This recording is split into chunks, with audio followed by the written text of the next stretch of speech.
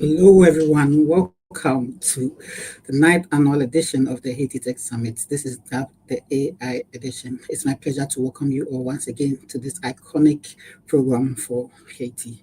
My name is Daniel Tete, and I'm a member of the GAC team, and I'll be the program host as well as coordinating some of the sessions today. It's my pleasure to welcome you all once again to this iconic program. You could tell us in the chat where you're joining in from as we transition to our very first keynote address.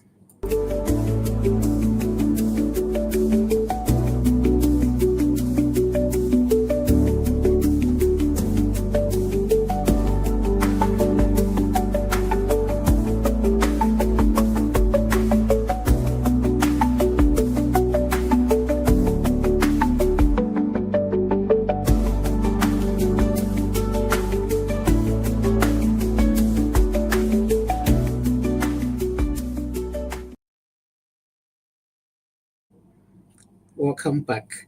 To give our very first keynote address for this program, it's my pleasure to welcome the founder of the Haiti Tech Summit and the CEO of Global Startup Ecosystem in the person of Christine Tim. Welcome, Christine Tim, to the ninth annual Haiti Tech Summit. Thank you so much, Dan. Such a pleasure and honor to kick us off again. So let's do this. Let's have this conversation. Let's kick off. Stan, thank you so much for coming on and introducing the program. And so I want to give first and foremost a warm welcome to everyone that's both friends of Haiti, partnered with the Haiti Tech Summit, been a part of our journey. I can't believe we're celebrating today 9 incredible years of this iconic summit, of this iconic initiative.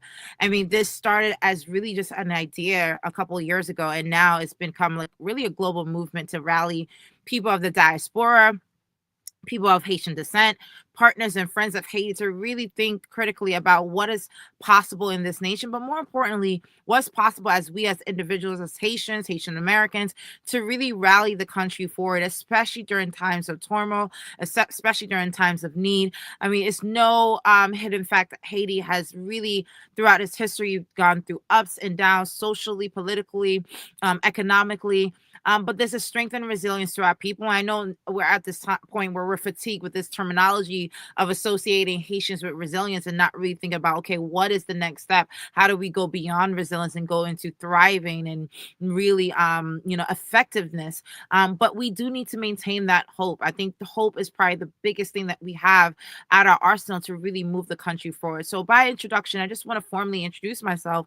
My name is Christine and Tim. I'm a serial entrepreneur, global speaker, and tech ecosystem builder. And I have spent the last decade not only building several revenue generating companies that has spanned across the world. I've been featured in media outlets from Forbes to Inc. magazine to Fast Company for the work that I've done in emerging markets and globally around the world. But more importantly, many people who've interacted with me know that the businesses and ventures and initiatives that I launch come with the mandate of really advancing people of color, advancing people of African descent, but more importantly, when specifically to Haiti, a country that I love so dearly, is really how do we leverage technology, leverage innovation, leverage entrepreneurship, and really leverage the manpower and the true resilience and influence of the diaspora and the local populace to really come together and drive the nation forward. So that's a little bit about me and my background and why I'm so connected to the country. And with that said, I wanted to dive into what we're in for here. So obviously, many of you, as you have been a part of the Haiti Tech Summit brand and initiative and the evolution, we are known to bring some of the best and the best thought leaders and influencers from around the world to Haiti, whether it be a virtual program, whether it be an in-person program in Port-au-Prince, Haiti, whether it be a partner program on a roadshow. We are bringing the best of the best minds together to have conversation about how to lead the country forward. And for many people, it's the first time that they're either interacting with influencers and leaders within the different industries within Haiti. And for many, it's been a great way to reconvene and reassess and spark new initiatives that could really advance, opportunities within the country. But we're more than a summit, right? Haiti Tech Summit is a global movement.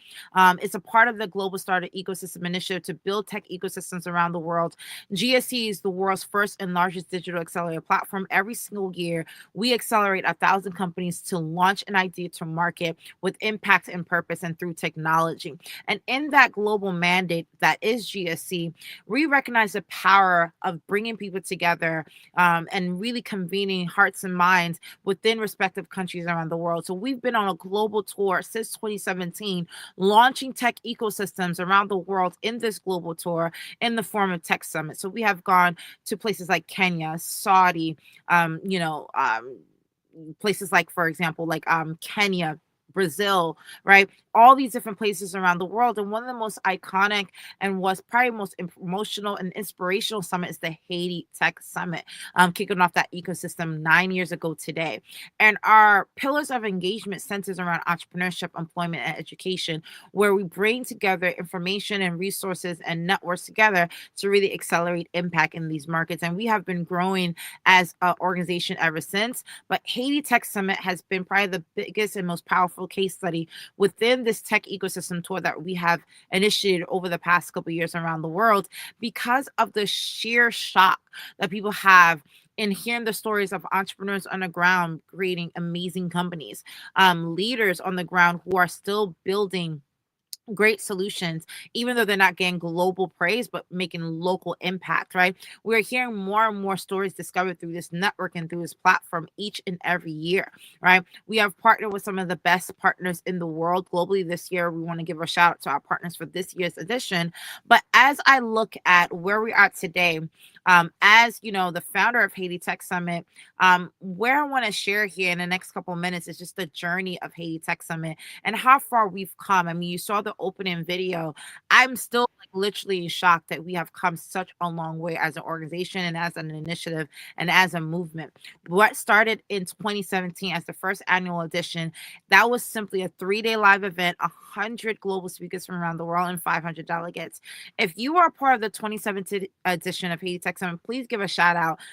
Veteran OG of Haiti Tech Summit. That was by far where we literally shocked the world. I mean, 83 million social media impressions in a day. Like, people were seeing images of the summit, images of people coming together and collaborating and meeting for the first time. It was truly iconic genesis.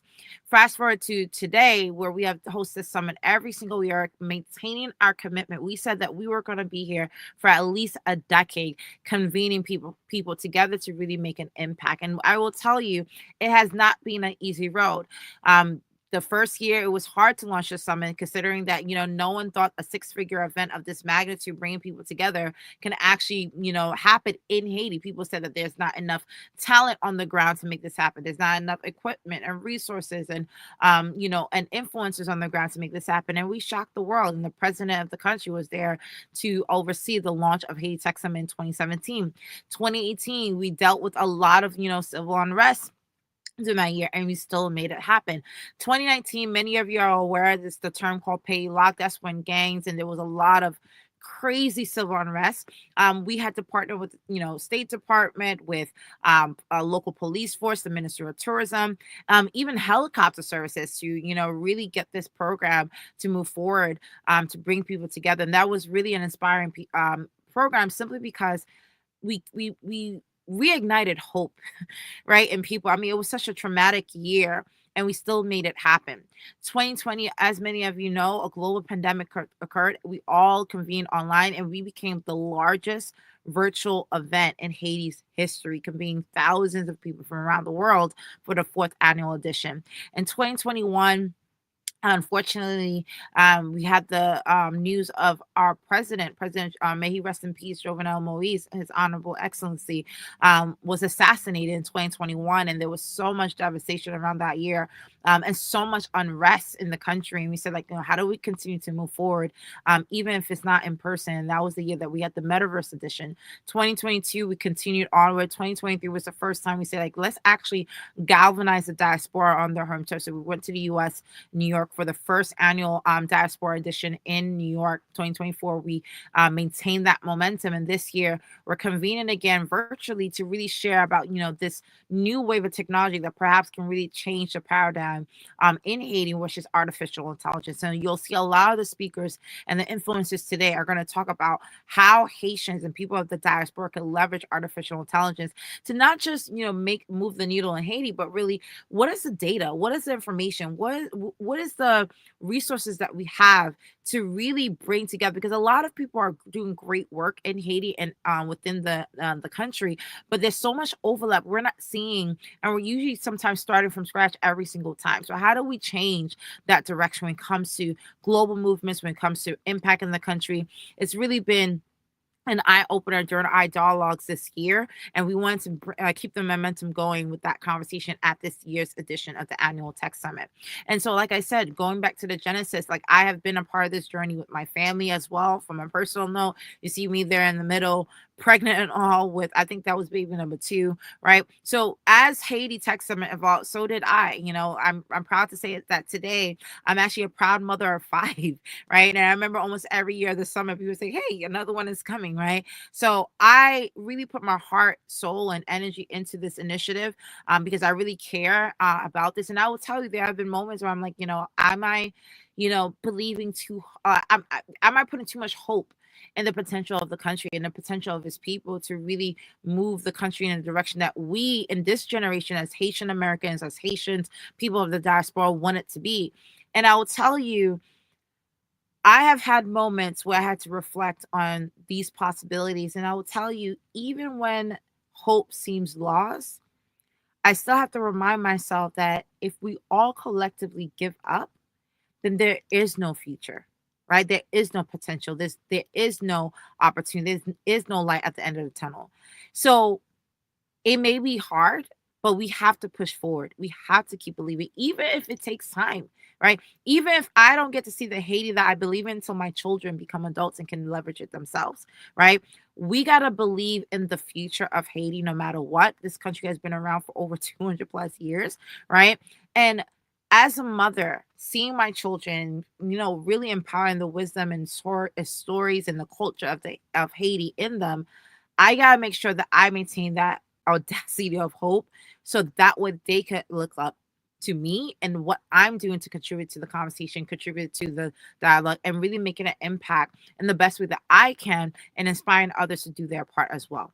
Right. And so, with that said, over the years, behind the scenes of the Haiti Tech Summit, so many crazy, unbelievable things has happened. I mean, this is just a small fraction of it. Many of you probably heard Facebook was able to launch in Haiti. Airbnb was able to launch. Google was able to launch. Startup Grant was able to launch in Haiti during the same year. Bunge was able to launch. Startup Haiti Initiative Database was able to launch. I mean, so many different initiatives launched during that year. Now, some of them have maintained their stride, some of them has phased out. But the point is, it's like these were entities and movements that people didn't think was possible within Haiti that was able to launch. And of course, we as an organization have launched many impact development programs, whether it be the startup showcase, whether it be the career tourism accelerator, training, the workforce of the future, probably one of our biggest initiatives that we did in partnership with IDB to really train and upskill the youth population of Haiti for global opportunities, especially virtual remote opportunities, which is a very inspiring endeavor. And with that said, the last initiative that I'll share that we've done that I think has really inspired me and keeping my ears on the ground of what's going on, both in Haiti and also within the diaspora, is the launch last year of the stakeholder dialogues. Obviously, the gathering of us every single year really moves the needle, but nothing beats small, intimate conversations, right? On a consistent basis. And so every single month, we host these stakeholder dialogues with three leaders who are making an impact, not only for them to share what they're doing to contribute to Haiti's future, but also sharing insights, sharing lessons, thought leadership, sharing ways that we could collectively grow as a people, as a populace. And it's been really inspiring to continue this dialogue into this year. So we're now 2 years running this monthly program. So if you've ever been a part of a stakeholder dialogue, I challenge you to pretty much go check our social media pages to see previous editions of the stakeholder dialogues. And if you are making an impact in Haiti and you want to share your story, and you want to share lessons learned, and you want to collaborate with other influencers in the network, feel free to reach our team. Their contact is in the comments for you to be able to engage and be able to really accelerate your work within the network. Because again, every small contribution counts. Collectively, we can make a global impact within Haiti and beyond. So with that said, last year for the Legacy Edition, we were in New York City. Today for the AI Edition, we're convening virtually globally around the world. And I'm so happy and blessed to be with all of you today. Now, as the theme for this year's Tech for Social Good, how can we accelerate impact and innovation with integrity in the age of AI disruption? And it is going to be a jam-packed agenda and conversation. We're going to follow up with our keynote coming up next, and of course, 3 panel conversations around how we can move the needle when it comes to Haiti and beyond. And I'm so looking forward to seeing these conversations unfold, seeing your reactions. So please don't be shy, don't be quiet, engage on the comments, give your feedback, give your thought leadership, give your thoughts, give your stories and your journeys. Like, this is what we need, because at the end of the day, we connect through each other through our own stories. So please share that. And ultimately, as we continue this dialogue, I just want to share that, with this ninth edition, we have proven to the world and we have proven to all the naysayers that no matter what, we will push forward. Okay, come hell, wind, or fire, we'll push through and we will move forward. Every single year, we will do our best to make this conversation a permanent conversation in the hearts and minds of the Haitian populace and the Haitian diaspora. We believe in Haiti, we believe in its people, and we believe in its future. And we hope that we inspire you to make your small part in a powerful, powerful collective that is so possible for Haiti and its future. So thank you so much for being a part of this ninth edition. I'm so excited to welcome all of you to this family and this global network that we have created with the Haiti Tech Summit. And with that, I pass over to the team to continue the dialogues and introduce our next speaker. Thank you so much, everyone, for being a part of this vision. My heart is full in being here once again, for the ninth annual edition of Haiti Tech Summit. Thank you so, so, so much. I'm Christina Tim, founder of Haiti Tech Summit. Looking forward to networking with you all throughout the day. Bye-bye.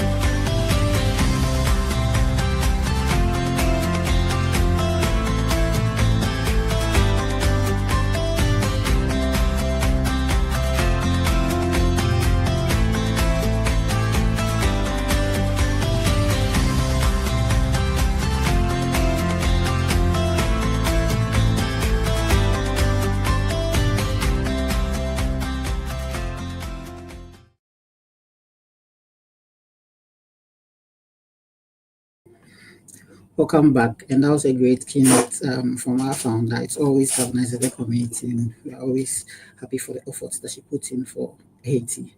So this summit is quite an iconic one, and we are grateful for all the speakers that have come on over the years and that are going to come on the session today as well. And the theme for this year, as Christine mentioned, is Tech for Social Good, how to accelerate impact and innovation with integrity with the age of the AI disruption. So it's great to have this great theme that would guide some of the conversations that we'll have today. So for our next session, we have a keynote session by Ryan Folland, who is the director of UC Irvine, and he's a return speaker, one of our iconic speakers that has supported the summit over the years, and we are always glad to have him on the session. So we'll calm down quickly and then welcome Ryan to the stage.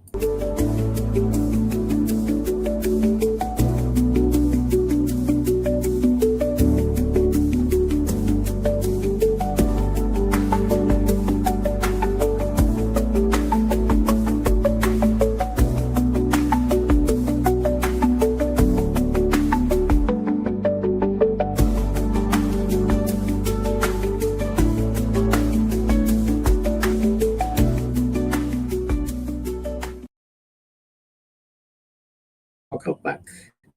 It's my pleasure to welcome Ryan Folland to the 9th Annual Haiti Tech Summit. Welcome, Ryan. It's a pleasure to see you once again.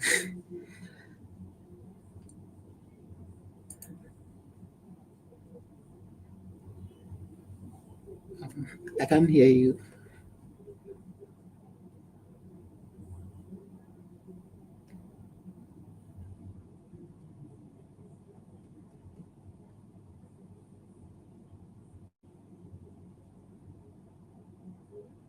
No, not yet. I still can't hear you. How about now? Can you hear me now? Yes. Yeah, I can hear you now. Hey. Wait. Wait, the best thing AI can do is help to connect our microphones automatically and keep us off. Yeah, that would be so helpful. Well, hey, I'm great to be here now to share my screen. Am I able to just share? Let's see. I think I can share my screen. Let's see, with sharing screen breast. All right, share my screen. Let's see. Window. Let me do this. Let me share. Let me go like this and let me share. All right. Can everybody see my screen? I can't see you anymore. But yes, I would assume so. Yes. Okay, here we go. So let me go back to here and let me go full screen. All right. I believe everybody can hear me. It's so great to be here, and I want to start off with a little bit of a story. Now, the story actually starts back in the original Haiti Tech Summit. I was so excited to be invited out there, and the mission of using tech, entrepreneurship, and community to really help to drive change is something that I literally loved and still love. I had so many great times. I met so many amazing people. We had so many great parties. I just can't even, I had so much fun looking back through all of these photos and all the memories and all the smiles and all the people. And when I made that first year commitment, I made a commitment to all 13 years. And I'm so proud of Christine and Einstein and the whole crew for keeping this thing going. Now, I also remember the dancing. For my dudes out there, the ladies were great dancers. For my ladies out there, the dudes, they were amazing dancers. It's one of the things that I remember about every party was all kinds of dancing. Now, why am I telling you this story? Well, I'm telling you this story because all of us can dance, right? Let's just get that out of the way. We all can dance, but we also all can use AI for good. And that's what I think is so important about the analogy between dancing and AI. So we can all dance, and we can all dance for AI. We can all dance with AI for good. My name is Ryan Fullen. I'm a speaker, I'm a sailor, I'm an author, and I'm a very proud ginger. I'm super excited to be here today. What I'm going to talk about is how to use AI, because you got to learn how to first use AI before you can use AI for good. And I believe that a lot of people are being held back by the fear of using AI, or not knowing how to use AI, or just not getting out on the AI dance floor. But today we're going to change that. So let me ask you a question. I can't see your chat answer, so I want you to answer honestly for yourself. But when was the last time that you danced? Really? Like, when was the last time that you danced? I want you to think about that. I actually was dancing a little bit last night, just kind of bobbing to some music. But think about it. Was it a day? Was it a week? Was it a month? Was it since the last Haiti Tech Summit in person? Now, let me tell you another story.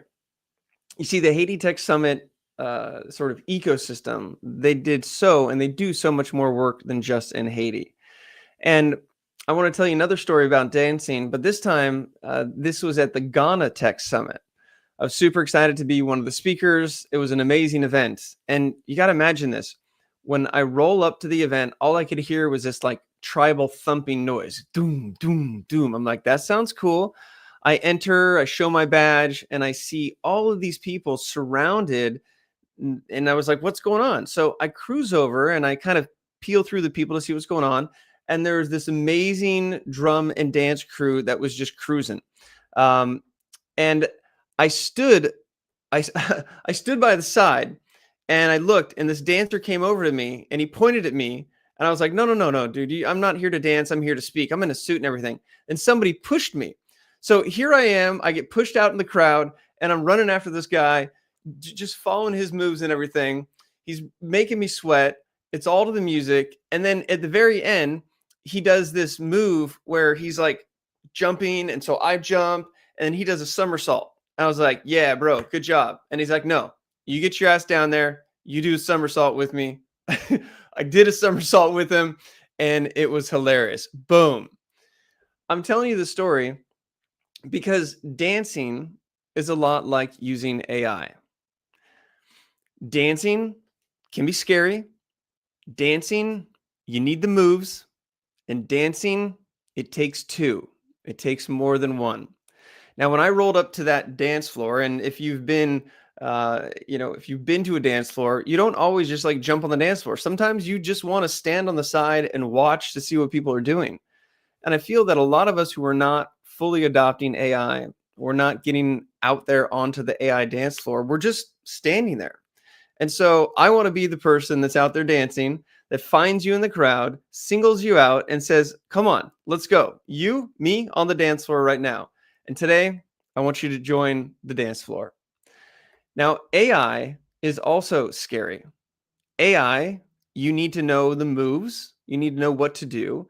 And with AI, you actually need a team. And AI is part of your team. So how good of a dancer are you? I want you to think, like on a scale of 0 to 10, if there's a chat, I'm not sure if there is because I don't see it, but are you a terrible dancer at a 0? Or are you like an amazing dancer at a 10? So think of it, 5, 6, 7, 8. I feel like I'm a solid 7 because I give it effort, but I might not be that good. So I want you to think of that number. Okay, so I'm a 7. You are a fill in the blank. Now, the question is, how good of a prompt engineer are you? Now, prompt engineer is the term used to basically ask different AI platforms specific questions. Now, there are large language models, there are natural language models, there are all kinds of models, but you have to prompt it to get your answer. So how good of a prompt engineer are you from 0 to 10? Now, I feel like I'm a 9. I'm a better prompt engineer than I am a dancer, but it might be different for you. So I want you to think of that number. So how good you are, this number of 1 or 0 to 10, think about that as your experience. Okay, so my experience level as a dancer is a 7. My experience level as a prompt engineer is a 9. And this word experience is interesting because Experience is what you get just after you need it. So let me say that again. The experience that you get is what happens when you learn when something either goes wrong or a new situation in which you've grown and you've learned something new. But you actually need that experience before you have it. But the thing with AI is that AI is magical because it too learns off of experience and it continues to learn.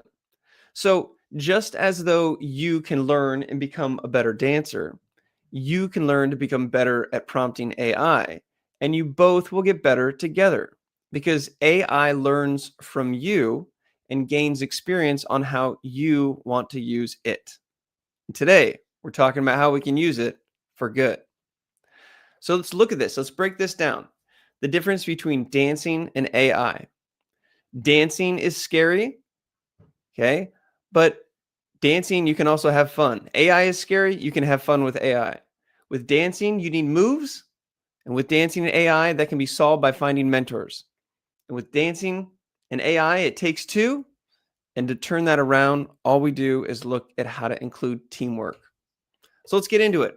Let's talk about dancing and AI and how they were both scary. I'm not trying to sugarcoat this.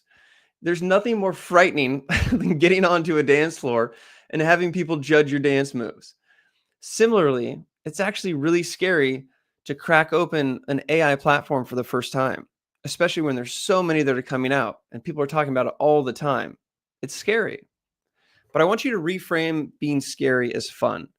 You know what? On the dance floor, if you're on the dance floor, it's fun. If you're not on the dance floor, that's when it's scary because you're scared to go on the dance floor. So I want you to think about your relationship with AI just like a dance floor. You got to get out on the dance floor to have that fun. And at the Haiti Tech Summit, my goodness, lots of fun, lots of dancing. Get up there. I also want you to know that there's a relationship between the amount of time that you spend dancing and the amount of time that you spend working with AI, that you will see an increase in skills. If you don't spend any time dancing, you're not going to be a good dancer. If you spend a lot of good time dancing, you're going to be a good dancer. And the same thing goes for AI. And I want us to really understand that this is something we can all achieve.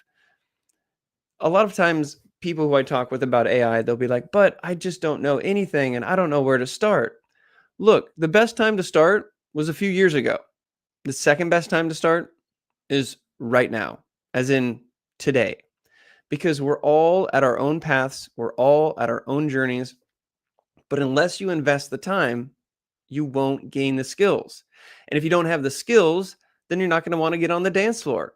So find ways that in the comfort of your own home where no one's looking, practice the dance a little bit. In the same time, you can practice by yourself with AI to get more comfortable. And that's it. It can be as simple as dancing. I want you to think of prompting as dancing. I want you to think of testing and experimenting new platforms as dancing. And if you're not a good dancer, it's okay. If you're not a good at AI, it's okay. But if you want to be able to tap into the true power that AI has, the power that you can make for good, the power that you can do to build a business, the power that you can do to advance your professional career, the power that you can do to help it build your brand, the power that it can do to help you create content, to help spread more good, it's all about getting on the dance floor and reframing your fear into fun. I want you to think of AI as a head start. Okay. It literally has read everything on the internet. It is way more well read than all of us combined. And that's why you don't need to be intimidated by it, because you're just tapping into what it already knows and helping to make it something that's relevant for you. So think of AI as a head start. AI can help you to create. AI can help you to learn. AI can help you to build. AI can help you to experiment. AI can help you to brainstorm. AI can help you to do all kinds of other things. With tools like Canva, ChatGPT, Gemini, all of them, you can use prompts and create images, create ideas, create outlines. You can learn. ChatGPT has a learning mode where you can have it take information that you want to learn and gives it to you in interactive formats. You can build with vibe coding, which is no or low code vibe coding. You can literally create applications. You can create websites. You can create digital products that you create without any technical knowledge, just communicating with these platforms to tap into how they already know how to build things. You can experiment. Let's say you've got a business idea. Well, you can look and talk with AI platforms that will give you feedback. If you have a GPT Plus, you should search for Mean VC. Yes, it's a custom GPT where you can pitch your ideas, and it's the meanest VC around and can help you prep for the real world. It can be used as a brainstorming tool. It can be used for so many things. But think of it as a head start. It's almost like a dancing tutor in your hand. I want you to think about what you want to be better at. Do you want to be better at speaking? Do you want to be better at writing? Do you want to get better at making videos? Do you want to be a better entrepreneur? Do you want to be a better community member, philanthropist? You name it. AI can help you become a better fill in the blank. AI can help you become a better fill in the blank. What do you want that blank to be? Don't leave it blank. Get on the damn dance floor. Another thing that I like about AI is I find that it saves me time, but with a caveat, because it takes time to gain the skills for you to save time. And I say this seriously because it can take you hours and hours of practicing dance moves and AI dance moves before you can really find the value in them. So the amount of time that you are putting in up front is invested time, because when you use automations and when you use things to using the agent modes, when you learn how to use these platforms for more effective searching, for more effective researching, for more effective connecting, the reality is that you can accelerate, you can save time, but you need to understand it will take time for you to get proficient to save time. And that time is truly an investment. We look at our calendars, and I oftentimes hear myself thinking, I just wish I had a few more hours in the day. If I could only have more time. Maybe the good that you want to do is volunteering your time at the community center or volunteering your time to help mentor other people. That time is precious. And you can use AI to streamline some of your day to free up time so that you can give your time for good as a result of AI. I'm not saying you have to go to the community center and use AI, but AI can help to free up your time, and time is the most valuable asset that we have. So think about the different things that you can do, automate, using agentic flows, thinking through the systems that you're using. How can you use AI to free up time so that you can do good outside of that time? I want to show you a fun demo, a real life example here of how I'm using AI. I'm going to share with you a good old spreadsheet. Now, let me make sure that we're seeing this. Yes, we are seeing this. All right. This is a spreadsheet. Now, these are TEDx organizations that I used to manually go and find so that I could help myself and clients get on the TEDx stage. The TEDx stage is an amazing place to share ideas we're spreading. It is a platform for good. I've given 4 TEDx talks. I've helped a lot of clients of mine find TEDx's for them to get on stage and share their message for good.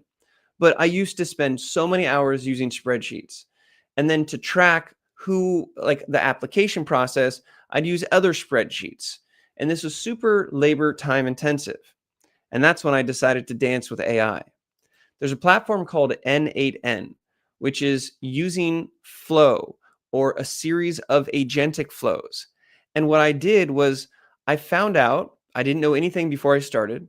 I found out how to use N8N in addition to a web scraper to scrape all of the information that I was manually doing, updating it into a spreadsheet.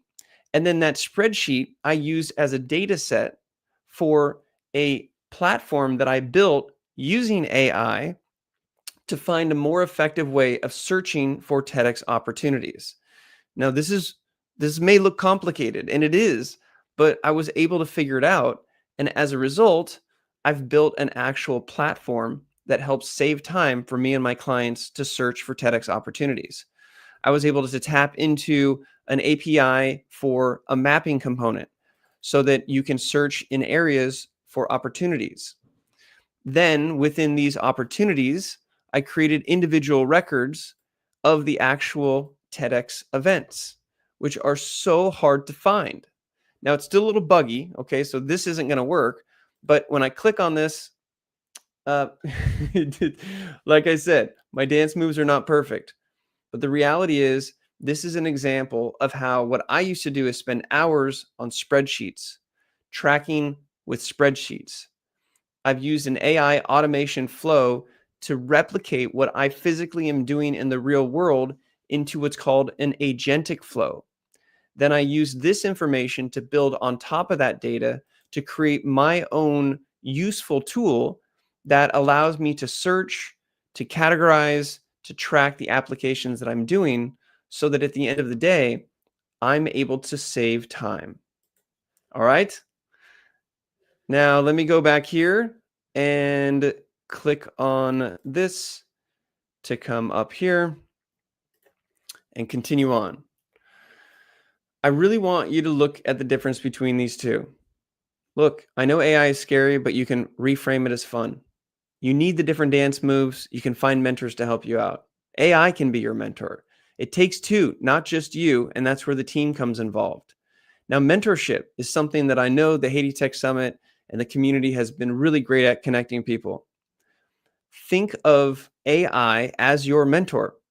You know, ChatGPT has a voice component to where you can talk to it. I'll talk to it in my car. I'll talk to it when I'm paddleboarding, a number of different opportunities for me to have a mentor to ask AI how I'm more effective in using AI. Again, it's just AI as your dance partner. That's it. If you want to use AI for good, you first have to get comfortable with using AI, and that means getting on the dance floor. Now, I do want to talk about the fact that AI is not perfect. AI hallucinates. AI comes up with information that's not correct. And so everything that you're doing with AI, you have to take it with a grain of salt. You have to question it. You have to know that it's not all perfect. And you know what? There's no perfect dance move. And AI is never going to be perfect. Humans are not perfect. But when you look at it and frame it in a way that you know you're going to get the best of it, but you're going to make sure that you verify what it is, that you're using it with integrity, that you're not using it for malicious means or misinformation or disinformation. So again, all of this is in the context that AI can be used for good, but it also can be used for bad. And so we need to recognize that. We need to be aware of that.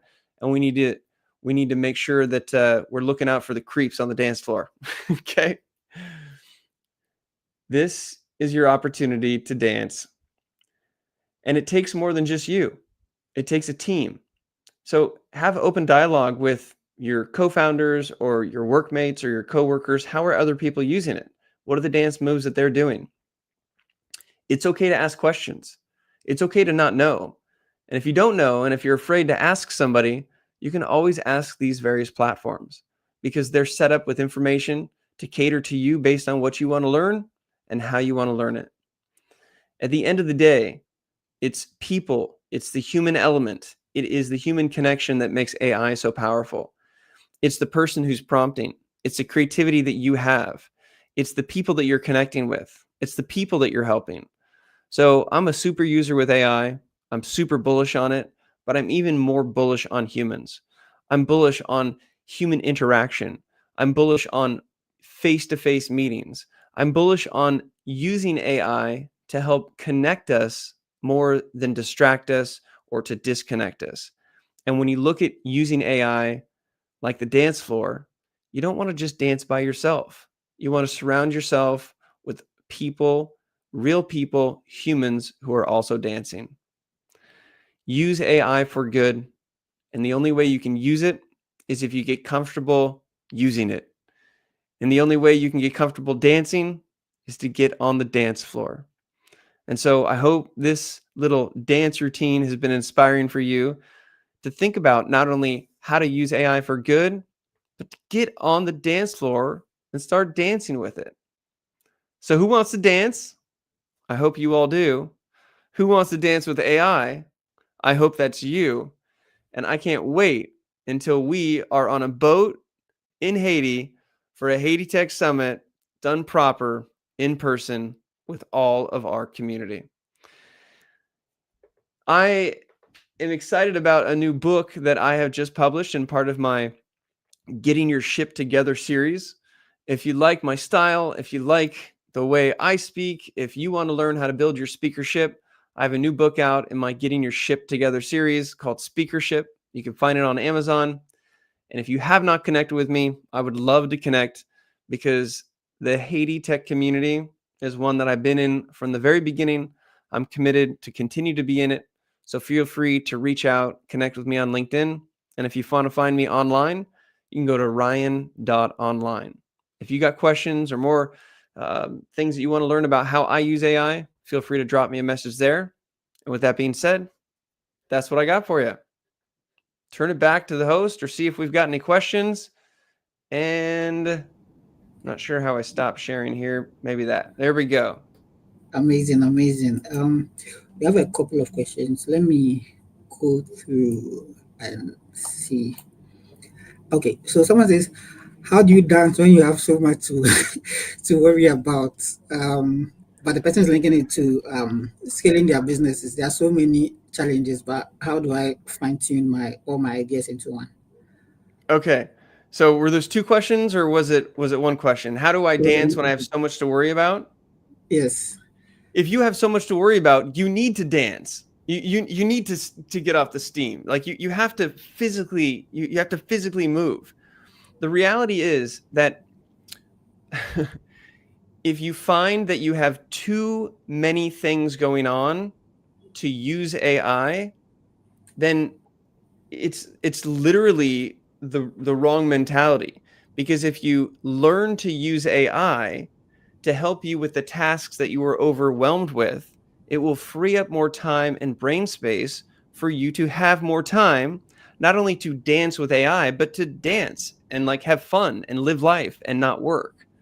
So one of the biggest, so if you look at the research, it shows that 2/3 of the value that will be brought with AI will be around productivity. Okay, so 2/3 of the whatever it is now, $5 or $7 trillion in economic benefit that comes from AI is going to be in productivity. Only 1/3 of that is going to be from new business ideas. So 2/3 of the value of all this AI that we're talking about is going to come from helping you to be more productive. So for the person who's too busy to dance with AI on the dance floor, I would do this. I would go to AI, I would type in all of the things that you're doing, and I would ask AI how it can help me to lessen the amount of time that I spend on certain things.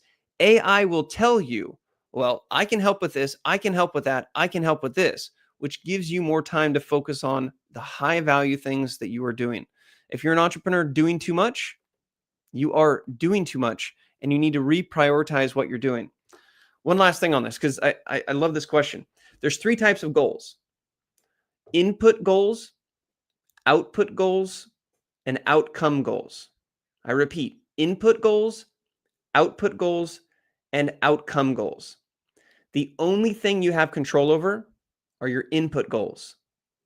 That means if you invest the time and you put in the time, 15 minutes a day, 5 minutes a day, an hour a day a week, if you put those input goals and define what they are, I will play with AI. I will dance with it for 15 minutes a day. That input goal ends up with an output. And only after time does output get you to your outcome. So if you want to be successful at a certain something, you can't just be successful at it. You have to have a certain amount of output to be successful, but you can't have the output until you have the input. So if you find yourself too busy, then scratch off the time to consistently figure out how to do less so you can do more. What else we got? Okay. Another question is on. I love AI, but I'm having a difficulty in balancing the use of AI and being too reliant on it. Okay, being too reliant on it. Yeah. So somebody who doesn't want to get off the dance floor. This is literally the exact opposite, right? So if you find yourself too if you find yourself and you don't want to get off of the AI dance floor, I want to remind you it's the same conversation about doom scrolling or being online too much or eating too much or drinking too much. Anytime that you find yourself in an addictive pattern, you have to realize that it is your brain playing tricks on you.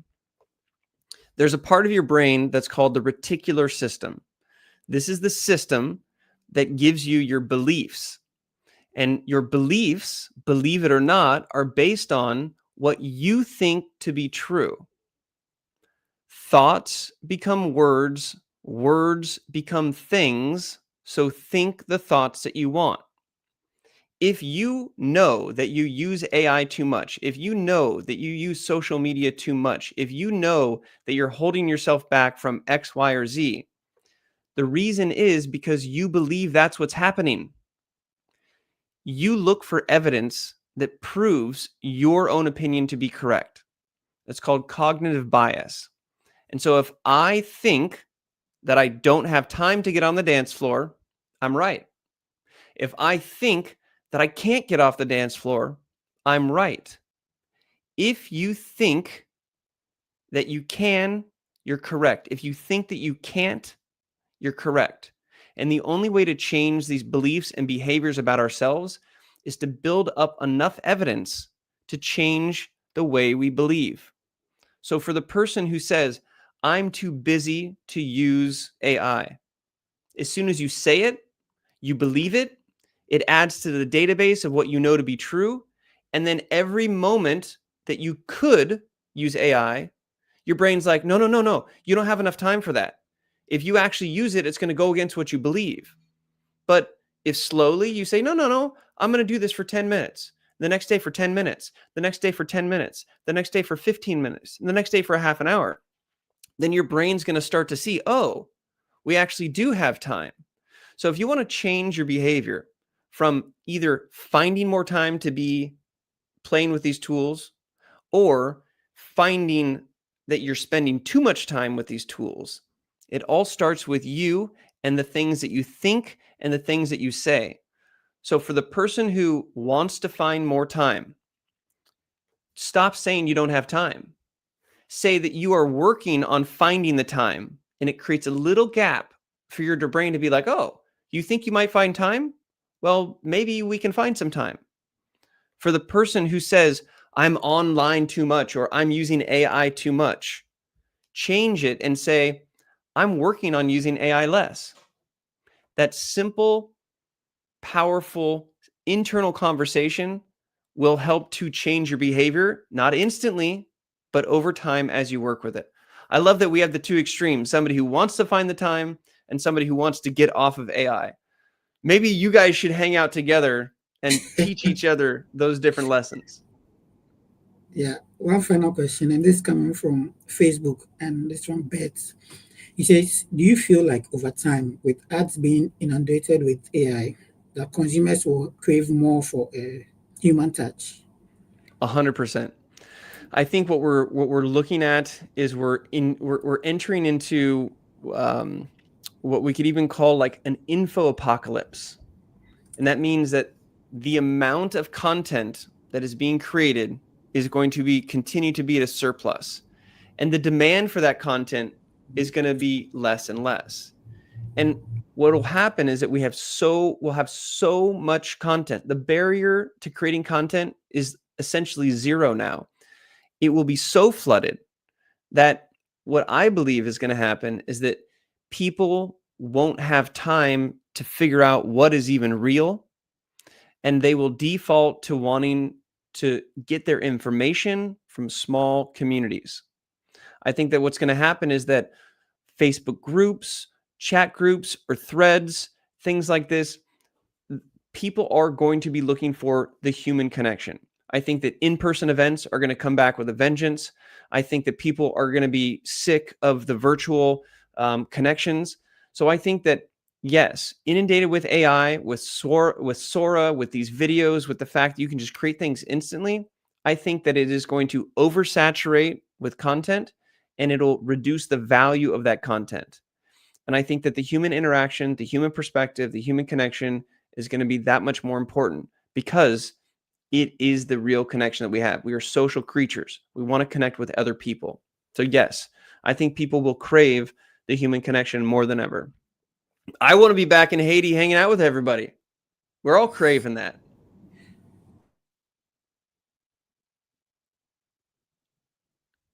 Uh-oh, I think you might be frozen, or me. Has the world just stopped?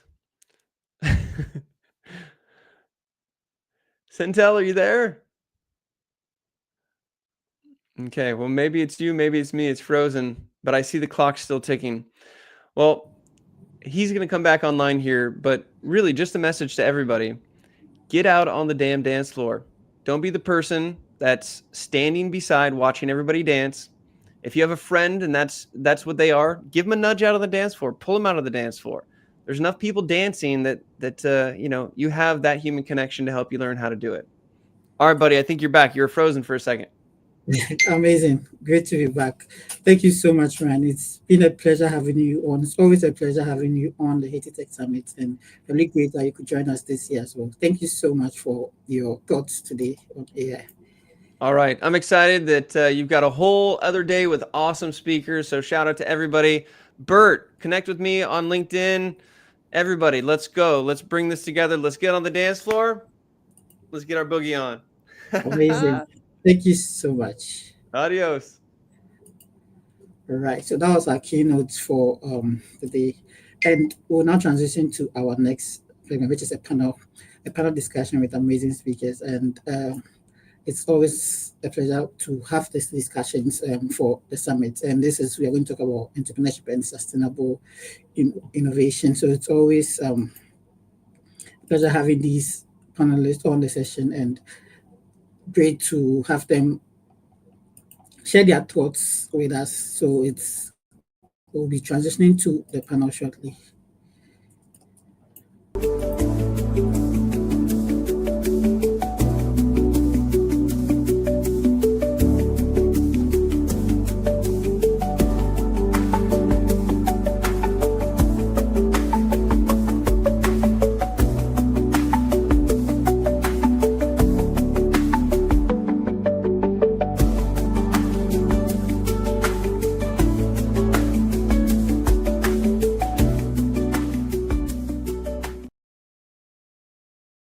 Okay, welcome back.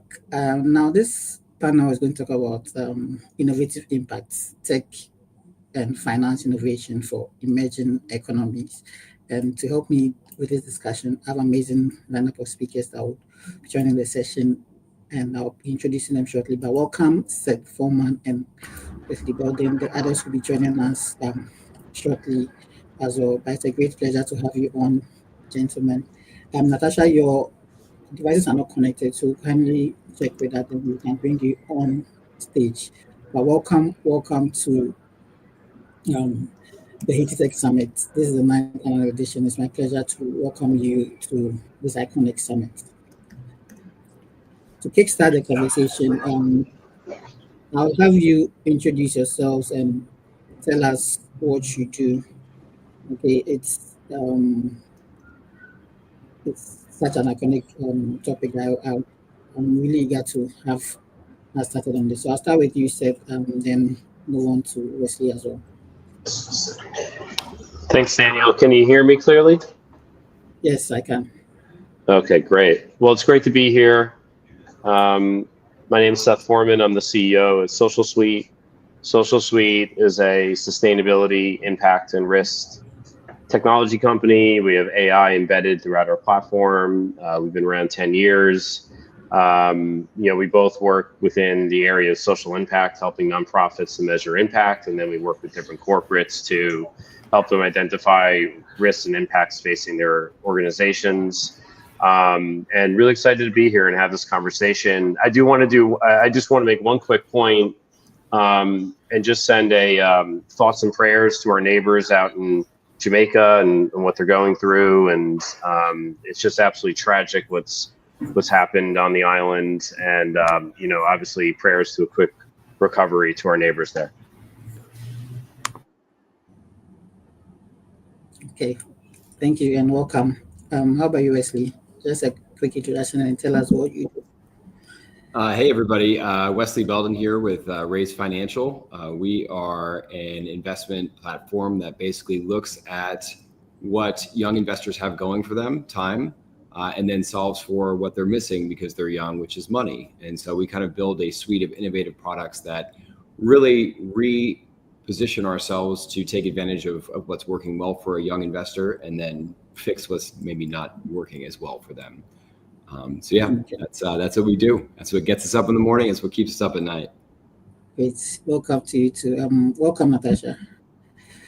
Hi, everyone. Thanks for having me. My name is Natasha Benz-Gopal. I'm the co-founder and chief operating officer at VegaX Technologies, where we focus on bridging the gap between traditional finance and decentralized finance, which is new age digital finance. So we build AI and blockchain-based solutions for quantitative trading in the digital asset market space. So that's just a fancy way of saying that we use crypto assets to make people money. Amazing. Welcome to you as well. And finally, we have Katrina. I'm going to bring her on to join us. Hi. Welcome, Katrina. Okay, so we are just the introduction. So kindly introduce yourself and tell us what you do. Good afternoon, everyone. My name is Katerina, and I'm the president of Blue Horizon International.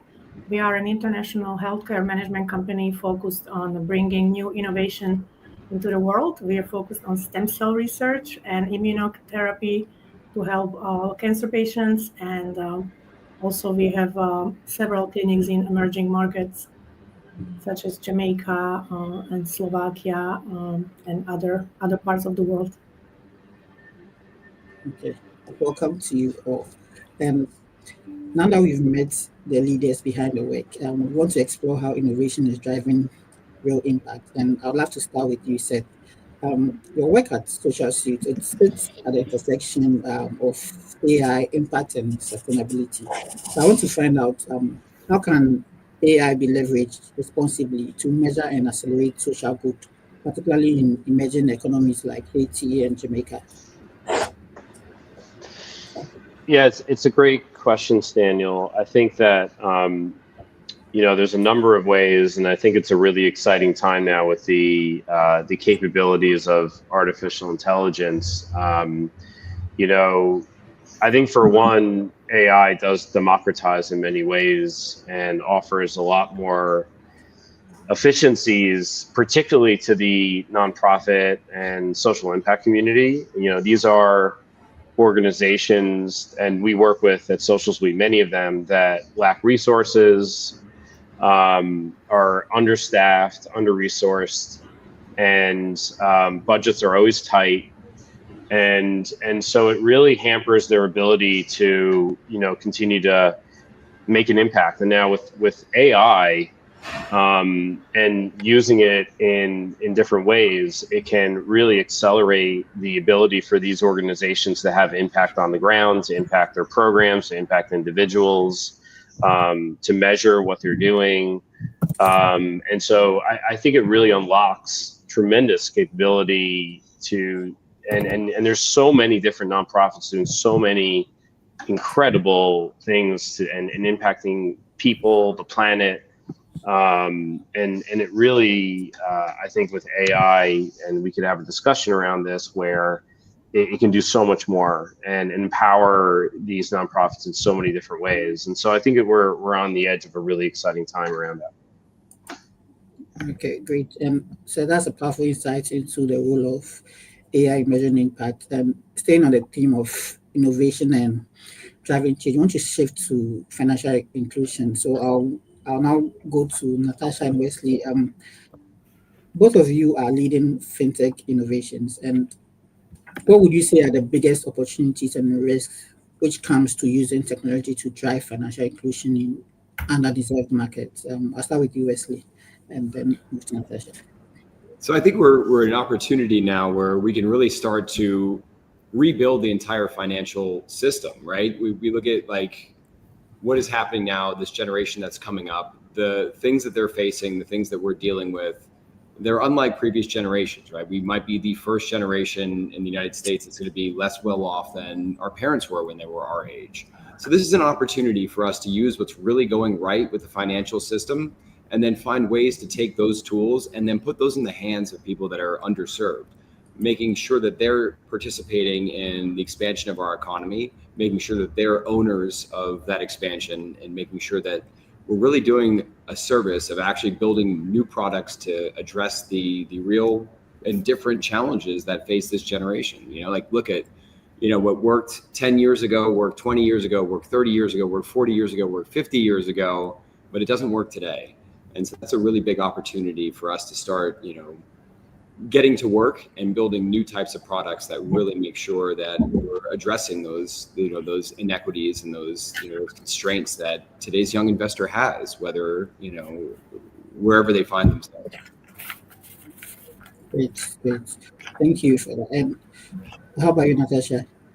Yeah, I agree with that. I think that there's a huge opportunity for innovation to thrive right now. And a lot of what we see and like essentially what crypto and digital assets was built for was for this democratization of wealth and this democratization of wealth, which really focuses on how do we provide access to folks who need to figure out ways to build wealth, have money, move money, or even just pay for simple things day to day in a less clunky way, right? Not everybody has a bank account, and there's a huge number of folks that fit into the bank of underserved or underbanked communities. And what do they do, right? And what options do they have? And I think what we're seeing, particularly in digital innovation, we're seeing easier ways to move money, whether that's digital assets or digital wallets where people are transacting, or microloans as we're seeing pop up, or things like Isuzu that pop up as a fintech innovation that allow people to quickly do a susu, right? And do it digitally, right? A lot of it is about meeting people where they're at. And I'm a first generation American. My family's from St. Lucia and Guyana, and moving money and sharing money has always been an expensive and daunting task, right?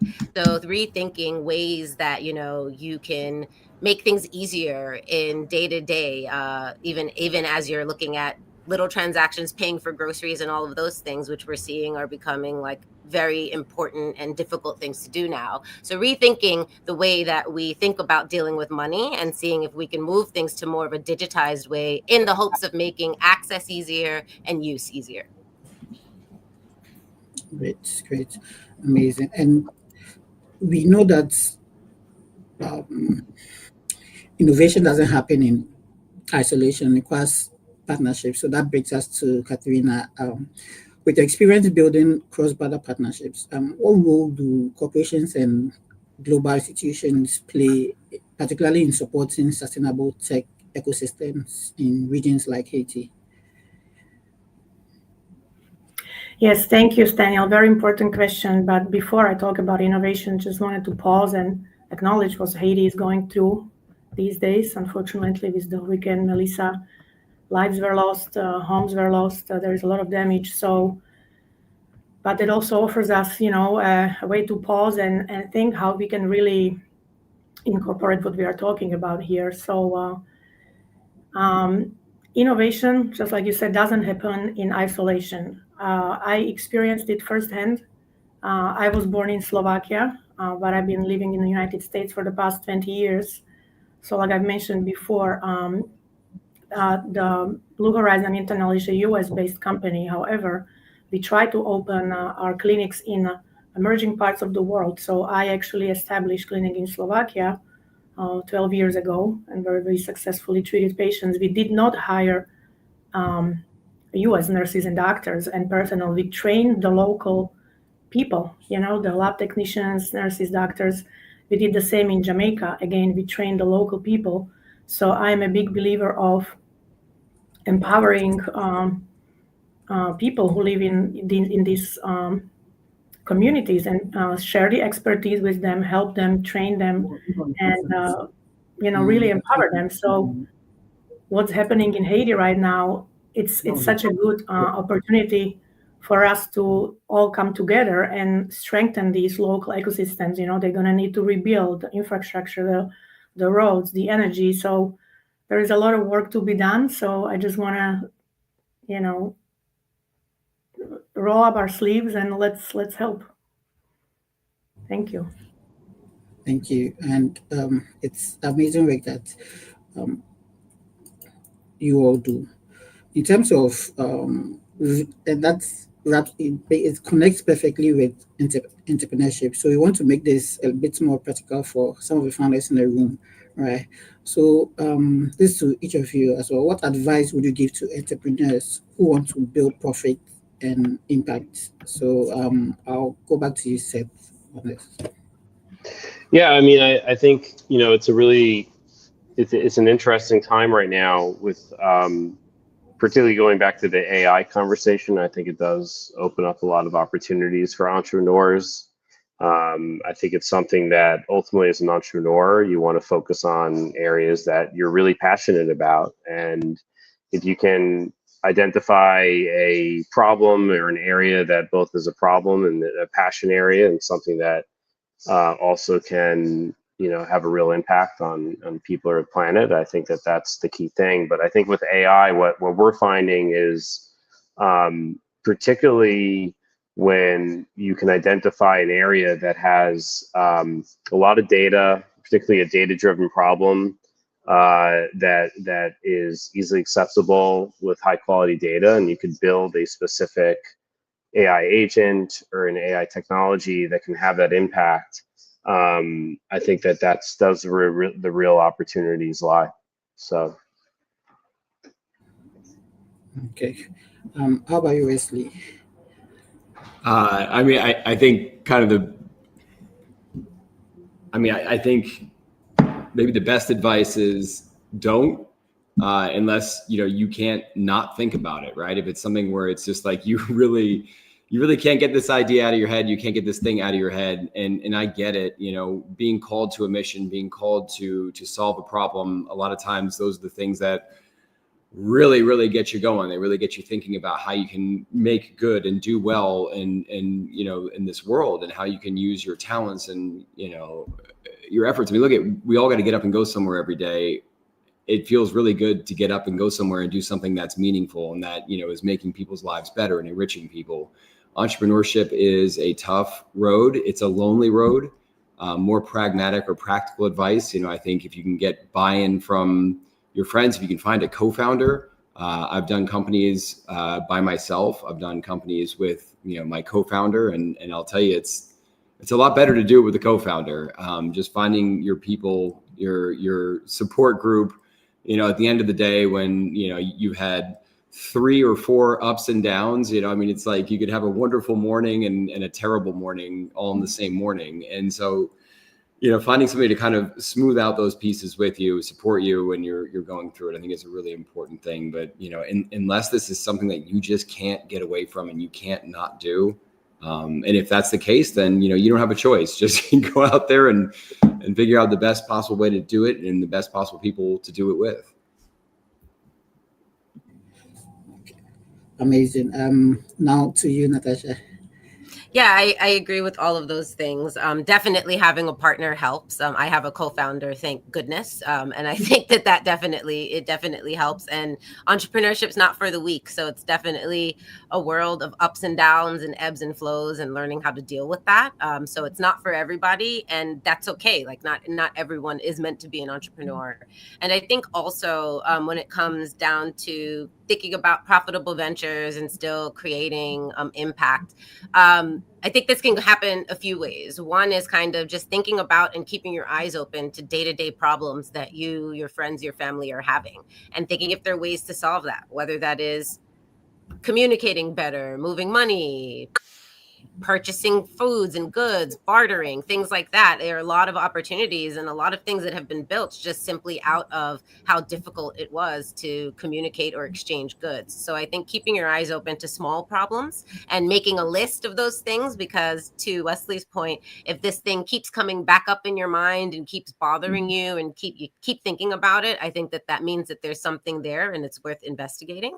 And I think the other part in terms of driving meaningful impact, that's really important. And that can happen via starting a venture that is specifically meant for that impact, or starting another venture that you figure out how you can create that impact. And whether that is, for example, with my company, we do a lot of work to provide education to women of color and education to underserved communities about wealth opportunities in crypto. And that's just something that we have a passion for. So we make sure we allocate the time and the resources to do so. So I think there are multiple ways of making sure you create or provide that impact that you want to create some positivity for your community. And I think it's just about how you strategize, how you get there with what you're building. Great. And to you, Katrina. So my biggest advice, and I also agree with all what was said previously, collaboration, very important, having co-founders, partners, absolutely sharing is caring, and this is a very tough world we live in. So my advice would be also to start with purpose. Of course, profit is important, but if you start with purpose, then you focus on solving a real problem in the community. So if you wake up every day with that purpose is always there, and the profit will follow. And then just as I mentioned before, the Haiti's innovators and entrepreneurs right now, they have a perfect opportunity to rebuild not just homes, but hope in the country, so to speak. The country needs real solutions, infrastructure, healthcare, climate resilience. So the innovation is really, it truly matters. And then I wouldn't wait for the perfect conditions because they will never arise. So we just start where you at, with what you have, and then share your network, share your expertise, use LinkedIn, use your social media network. Don't be afraid to ask for help. And, I'm on LinkedIn. Feel free to reach out to me anytime. My inbox is open. This is a difficult time for everyone right now, but I believe in humanity. Let's not lose hope, and let's, help each other and let's build with purpose, stay authentic, and then success will follow. So good luck to everyone. Great. Thank you so much for those insights. And as you wrap up, I'd like to take your final key takeaways or your last message for our audience today. For this time, if anyone can go first. I'll go first. I'll just say, find your tribe of people and get together. There's a lot that can be done in collaboration. There's a lot that can be done. There's a lot of power in uniting over whatever the initiative or desire is to make change or do something. There's a lot of power in finding those people who are also interested in that and getting together. So I encourage everyone to find your tribes, hold on to them, and figure out what kind of things you guys want to build, create, and do. Great. Thank you so much. I'm happy to go. So I guess just to wrap up, I would say, in light of, artificial intelligence, AI, I think that it does unlock a lot of opportunity. If you're in the audience and you haven't used or tried any of the AI tools like ChatGPT or Claude, Perplexity, give it a go, give it a try. There's a lot of really basic ways that you could go in there. There's free tools to go in and ask it questions, do different use cases. I think that it's something that can empower a lot of people for good. And so go in there and give it a test, give it a try. Yeah, I think that's kind of a great way of really kind of thinking about it and stitching together all of these things. Like Katerina was saying, don't lose faith, keep the focus. Things, can get better when we all work together with our tribe, to kind of solve these problems. And, we live in this time where we have access to so much information. Get out there, figure out the problem that you're facing, figure out the thing that you are interested in, and figure out how to educate yourself as much as you possibly can about it, and then start innovating and understanding and being in that place. We all have a lot of power at our fingertips. And I think it's just how we choose to use it and who we choose to use it with. Thank you, Wesley. I agreed with Natasha. I like the word tribe. So just to build on that, purpose again, and staying authentic and having integrity, especially in this world of AI disruption and a lot of digital distrust. I don't even know what's real and what not. When I sometimes look at my phone, like, is this AI?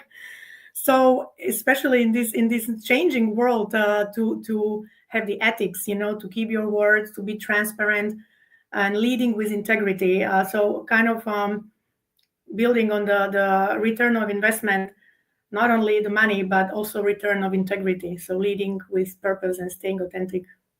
I think that's helpful. Amazing. Thank you so much. Thank you, Seth. Thank you, Wesley. Thank you, Katrina. Thank you, Natasha. It's been an amazing session. Thank you for your thoughts during the session, and thank you for your time as well. It's been an amazing session, and I believe that the message on impact is one that's growing strong. And the one quote I saw in preparing for this was, "Innovation has power, but impact gives it purpose," and it's something that I think is profound. So thank you so much for your thoughts today, and do enjoy the rest of your day. Thank you, everyone. Have a good day. Thank you. Take care. Thank you. Bye. Bye. Bye, everyone.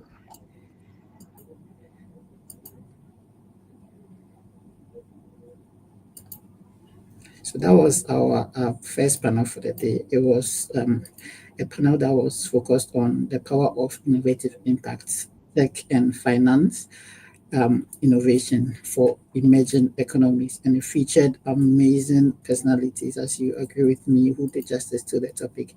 We had Seth Foreman, who is the CEO of Social Suite. He's deals with driving the impact and sustainability at the intersection of AI and corporate innovation. We also had Natasha Bangospor, who is co-founder and chief operating officer of Vega X, and deals in transforming access to investment opportunities through fintech innovation. We also had Wesley Belden, the CEO of Raise Financial, who is leading fintech innovation and entrepreneurship to empower underserved markets. We also heard from Katerina Novak-Grab, who is the president of Blue Horizon International, who is building cross-border partnerships to strengthen sustainable ecosystems. We know in an era defined by AI disruption that the future for innovation depends on how technology and finance are harnessed for social good. And that's why this panel was apt to bring together these amazing leaders who are in the forefront of fintech, climate tech, as well as sustainability, and looking at the impact of measurement to explore how emerging communities or economies can accelerate innovation and integrity, and from advancing financial inclusion and sustainable investment, also to building resilient ecosystems. So we heard from the speakers who shared their insights on how these corporate innovations and entrepreneurship leadership can reshape businesses and industries, and also to unlock opportunities for communities like Haiti. That's for emerging communities as we have it.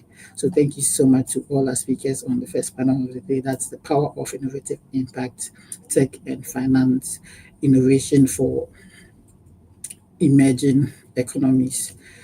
We'll transition to our second panel, but before we do that, we'll take a brief run through the Haiti Tech Summit over the years in terms of what we've been up to. Okay.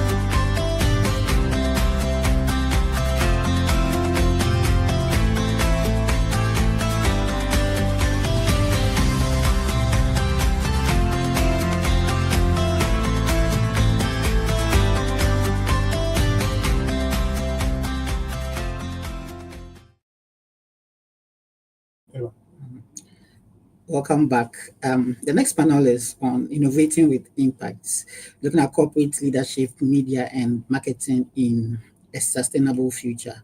Now, this is an exciting panel. It's in this age of AI, as we've seen in the theme for today. In this age of AI disruption, we see that corporate leaders and media innovators are reimagining how storytelling, marketing, and technology can drive social good. And this panel in particular brings together top executives and creators who are shaping narratives, building brands, and leading digital innovation with integrity, from social media marketing and contextual advertising to global campaigns and journalism. So these leaders will explore how corporate innovation and creative storytelling can accelerate sustainable impacts and inspire entrepreneurs in Haiti, particularly to partner with the corporate world to amplify their influence. And to help to have this discussion, we have Nyama Ralph from the GSE team. We also have Sean Herbert and Yvonne McNair. I'll have them introduce themselves shortly and transition to this panel and hand over to Nyama Ralph to take us to this panel.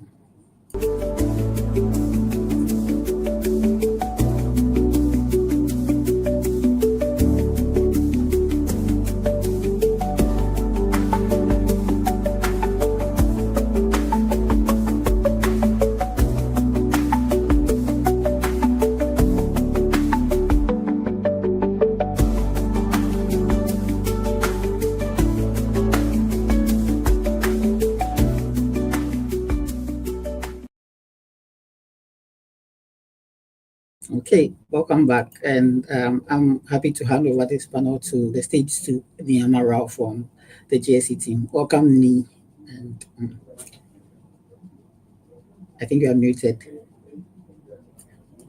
Yes, I can. I don't think I can hear you. You're muted for now.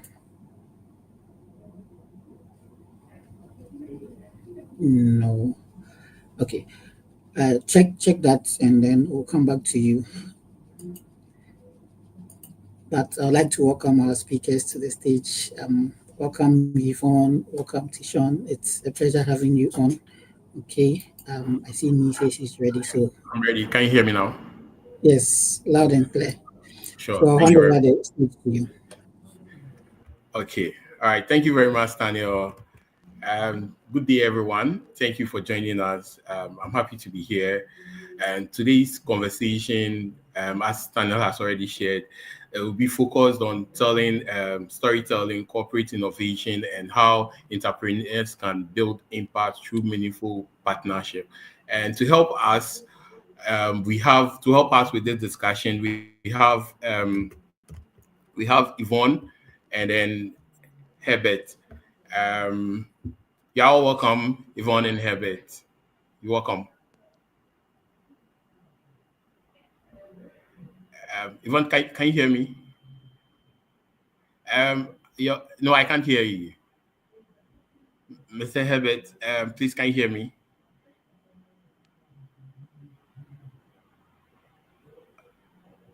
Okay. Yeah, I don't know if I'm alone in not being able to Okay, hear anybody else. I can hear you. I can hear you, Mr. Herbert.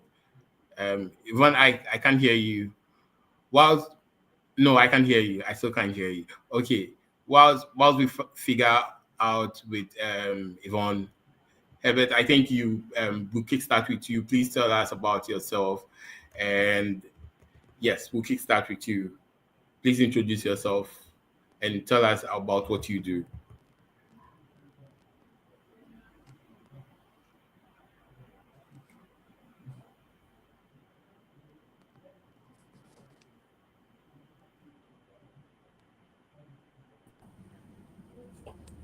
Herbert, can you hear us at all? I think I don't think Herbert can hear, but Yvonne, can you hear us? We can't hear you.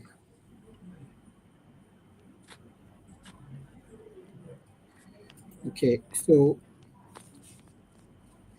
Yvonne, you can hear us, but we can't hear you. How about you, Sean? Can you hear us? let's sort this out. Okay. Herbert says he can't hear us. So Herbert, can you check from your end because Yvonne can hear us, but we still can't hear Yvonne. This is strange.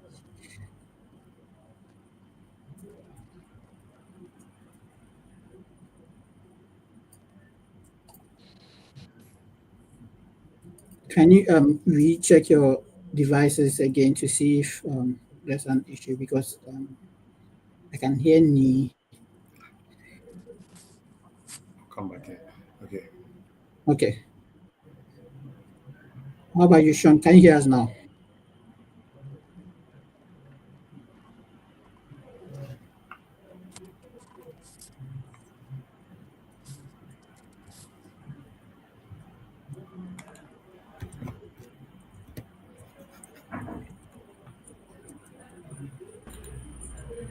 Can you hear me now? Yes. Okay, great. Okay. So now let's sort out Mr. Herbert.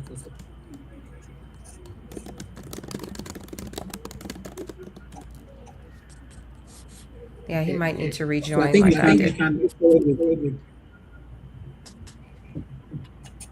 like Yvonne was Herbert rejoined and then Okay.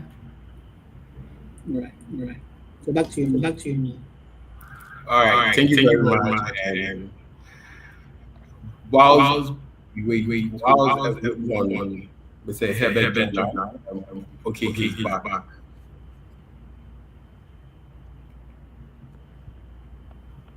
Okay. All right. I'm here now. I hear you now. Okay, great.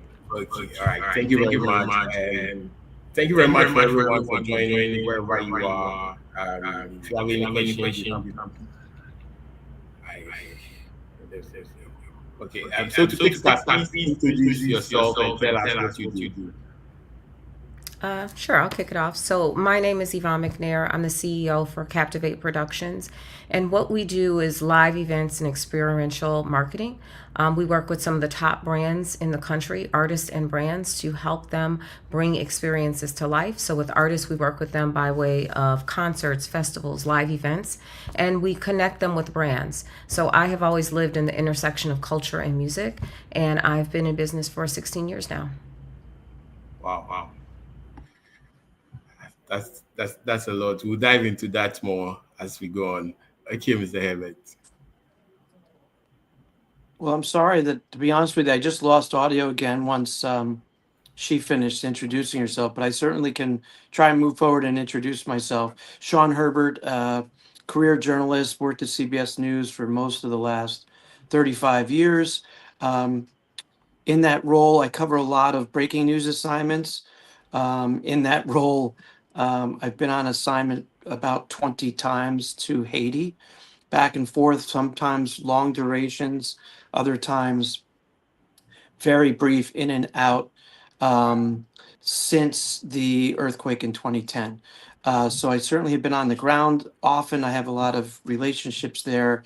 And that assignment in many ways isn't different than my daily job, which is essentially on behalf of CBS News, get to a location and then get a team on TV reporting the news of the day from any part of the world. And so I hope I can contribute to this conversation in some meaningful way. Sure. Thank you very much to you all. Now that we know who you are and the work you lead or do, let's talk about the power behind that work. That's the storytelling. So Sean. Sean is gone. Okay. So I'll kick it off. I think he's trying to fix his audio, so I'll kick it off. Yeah. So storytelling is critical to everything that I do. When I work with a client to bring their vision up to life, I always want to find out what they're trying to deliver, what the message is, and how I can really help them execute that. So storytelling, and I want to say responsible storytelling as well, because there's so many things that are out there that, can sometimes not be responsible, but it's critical to my business to work with my clients to really bring their vision vision to life. And so storytelling is something that I use every single day in my career. It adds to value, authenticity. So it's really critical to what I do. Okay, thank you very much. Mhm. Okay. Are we set for you? I can hear you. Okay, all right. Thank you very much. I just asked you telling us how you use storytelling to make an impact in your industry. Understood. Yeah, very similar to what she was saying. I think storytelling is essential, even in a news environment, right? Um, you have to get the facts right, first and foremost, without question.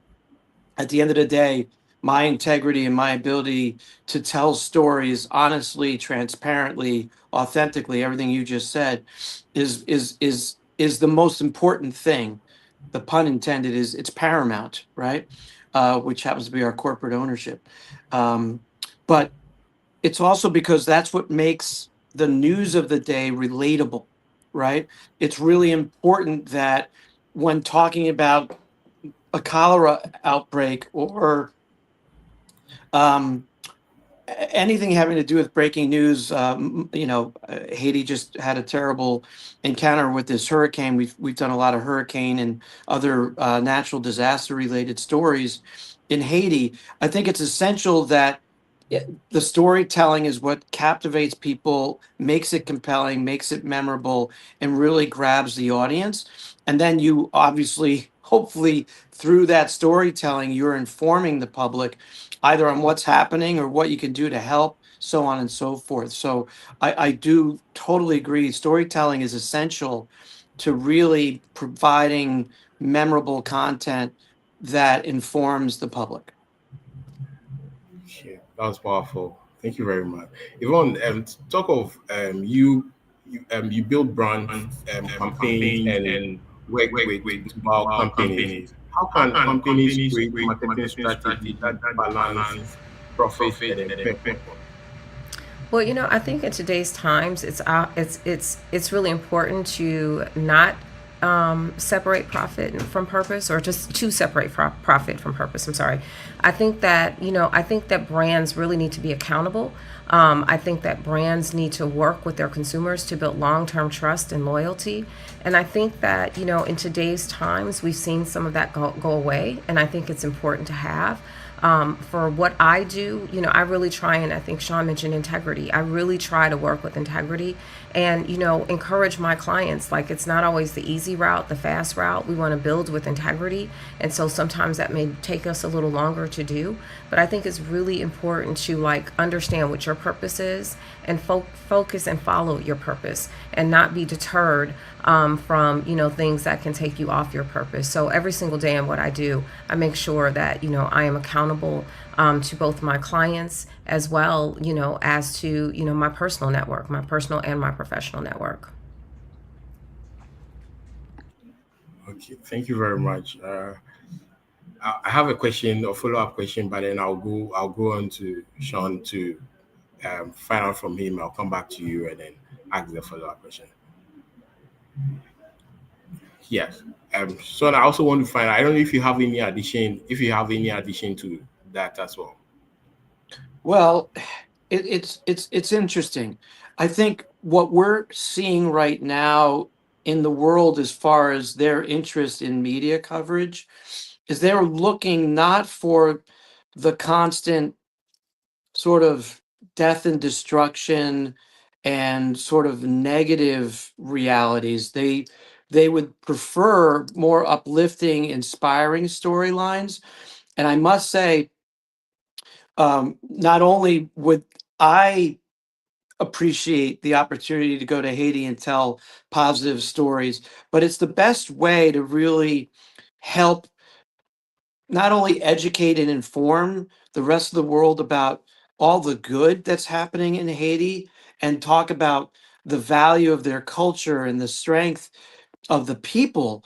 But it's just so much easier to do that when you have uplifting, inspiring stories to share versus a presidential assassination or a death toll from some natural calamity or another. And that's what the audience wants. I think to her point, the world is sort of getting tougher, and the news a little bit more difficult to tolerate sometimes because it just appears to be so divisive and so negative.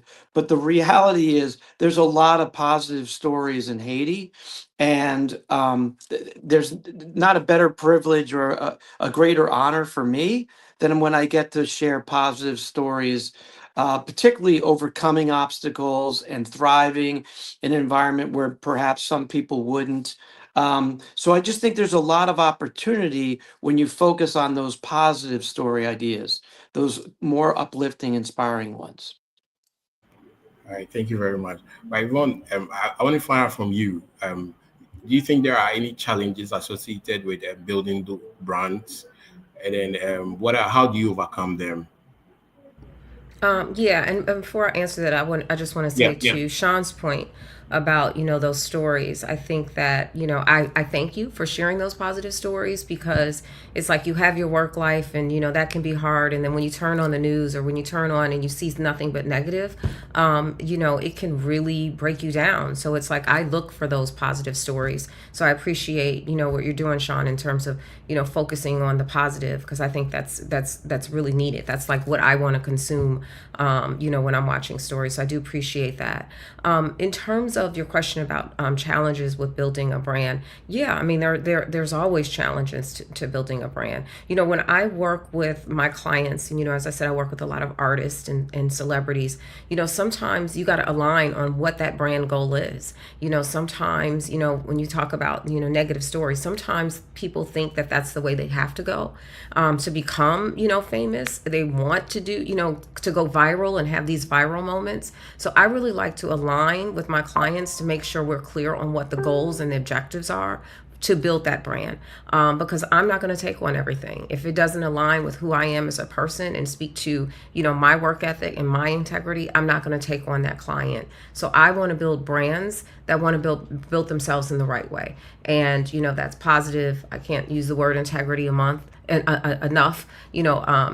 Having integrity. So yeah, the biggest challenge I think for me is making sure that you both have the same vision as you build that brand. And once you build the same vision, I think that takes a lot of the hurdles and challenges out so you can move forward. So that's how I try to approach, brand building, is just make sure I'm aligned with either the artist or the brand itself, the company that I'm building, and make sure we're aligned on the brand goals. All right, thank you very much, Ron. I think one thing that I took out there has to do with the integrity. You that comes first to you, and it doesn't matter who you're working with. Your integrity comes first. Yeah. Okay. So, what about you? In terms of in your line of work, what are some of the challenges that you face, and how do you overcome them? Well, unlike Yvonne, my role is a little different. I certainly have brands pitching me, and um, there's a transition in the news divisions at most of the mainstream media outlets in the United States now, where there is some brand integration in some features that fall more on the sales side. But what I certainly can say is, and I almost don't want to throw out examples to alienate anyone, but when you're dealing with NGOs and nonprofits and organizations that at face value appear to be have the best of intentions and doing important work in any particular environment or workspace, it's not always easy to determine their ultimate goals or their ultimate agenda. And so as a journalist, I'm always a little skeptical, and I have to always be skeptical in order to vet those organizations before I'm moving forward and showcasing what it is they do. So let me give you just an anecdote domestically. Team Rubicon is an organization that does a lot of work in the space where in the aftermath of natural disasters, and I'm sure they're going to be very involved in Jamaica after Hurricane Melissa. And for days, they've been very active in reaching out to my news organization, and I assume others, hoping to shine a bright light on the work that they're doing proactively to help the people most impacted by Hurricane Melissa. And that reputation that they have goes a long way without question. So I think it does depend on a case by case basis as far as working with brands that have integrity. If you have a working relationship with them and they've delivered in the past either access or people in their organization who are well spoken and can articulate sort of what they're doing and keeping their message on point, that's always a plus, clearly. But I must say, in my line of work, I'm a lot more independent, and we don't really rely all that much on organizations for the access or for pitching us ideas that may come to fruition in a package that I might produce for the CBS Evening News or CBS Mornings or what have you. So it depends. But I must say, if we are focusing the conversation on Haiti, lastly, I'll certainly say there are a lot of NGOs, and in these now 15 years since I've been traveling to Haiti, most of them don't exist. They come and go. And that continuity or lack of continuity, I think, is also a little bit of the challenge with working with organizations sometimes, is they're just not, either the commitment's not there or the funding's not there, or and certainly it's not for a lack of their commitment. They care, but they're just not able to sustain their presence on a particular story or in a particular place or in the aftermath of a particular natural disaster. Does that make sense? Yes, it does. It does. Right, I don't know if you have any addition to that. No, I think he's dead on. I mean, obviously we do different things, so we have different perspectives. But yeah, no, I have nothing to add to his statements. Okay. So as we move on, I just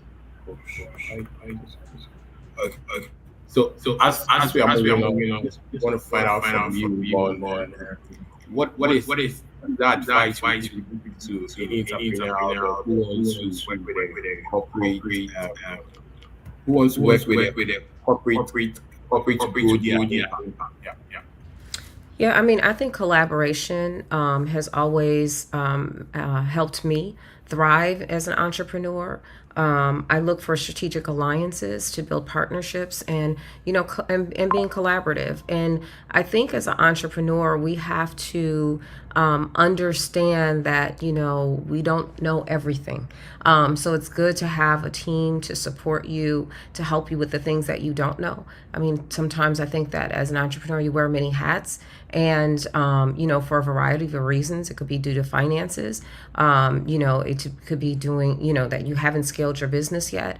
But I think that collaboration and strategic alliances can help you really build a business if you focus in on that to help support some of the resources that you don't have as a business owner. Thank you very much. Son, what about you? Oh, I mean, I am in such a collaborative business. Again, different perspective than Yvonne's. But I mean, I can't get to the location without support from my organization. We can't get on the air without someone handling transmission, without someone helping with either the audio or the video technical aspects of what we do in news gathering. Then once we gather elements, it's collaborative between the editor and the senior producers who are overseeing your script, and you're working with your correspondents. So without collaboration, I'm actually unknown and useless. So just completely agree with Yvonne that it's just so important. And in the world where we have less resources and where there are smaller budgets, even in news gathering, there's nothing greater value to my team than when there's an organization already on the ground that knows who to talk to, maybe already has been documenting some of their efforts and can share that material with us. So from start to finish, internally and externally, collaboration, I think, is what brings about the greatest success, without question. Collaboration brings about success without question. Thank you very much. As we wrap up, I want to find out from you what if I just what I want to give you the opportunity to maybe just one last takeaway to anyone out there who is looking to venture into the entrepreneur sector, start his or her own business. Anyone out there, your advice to someone out there who is watching today. Any of you can. Sure. I mean, my biggest advice, as I started, I've been in business for 16 years, and all of those years haven't been great years. There's ebbs and flows, highs and lows. And what I do know and what I have learned is just to stay in it, to be persistent, to not give up, to, as I said, use your network, use collaboration, use your resources to help you when you hit a low, because you will, at some point you will. And so I think that the most important thing that I say to myself as an entrepreneur is to not give up, and to understand that, that things are always moving and shifting. And so, as long as I stay in the game, I know that, it'll shift back my way if it's shifted away from me. So I just say, just be persistent and, really use resources. Don't think you have to do it on your own. Don't think you have to do it on your own. Things are shifting, and as long as you're still in the game, it will shift back to you. I don't know if Sean is still on. Okay. I think we lost Sean along the line. Okay. Thank you very much. Okay. I think Sean is coming back on. It looks like he lost his camera. Okay. All right.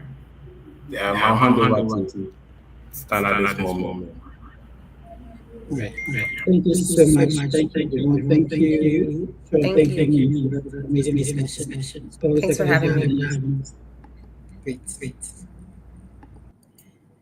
Okay, so that was the second panel for the we had from Yvonne McNair and Sean Herbert discussing innovating with impact and looking at corporate leadership, media, and marketing in a sustainable future.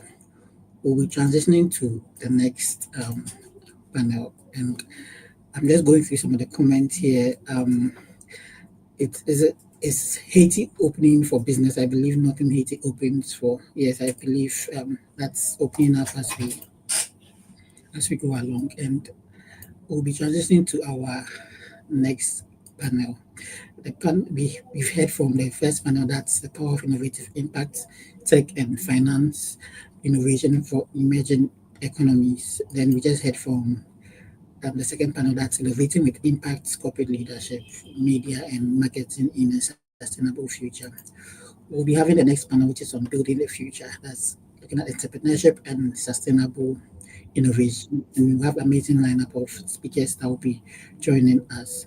Before we transition, we'll take a brief break and look at Haiti Tech Summit over the years in terms of the work that has been done in various ecosystems and how it has transitioned across various years from its inception. And remember, this is a 13-year initiative that has been we've been embarked on.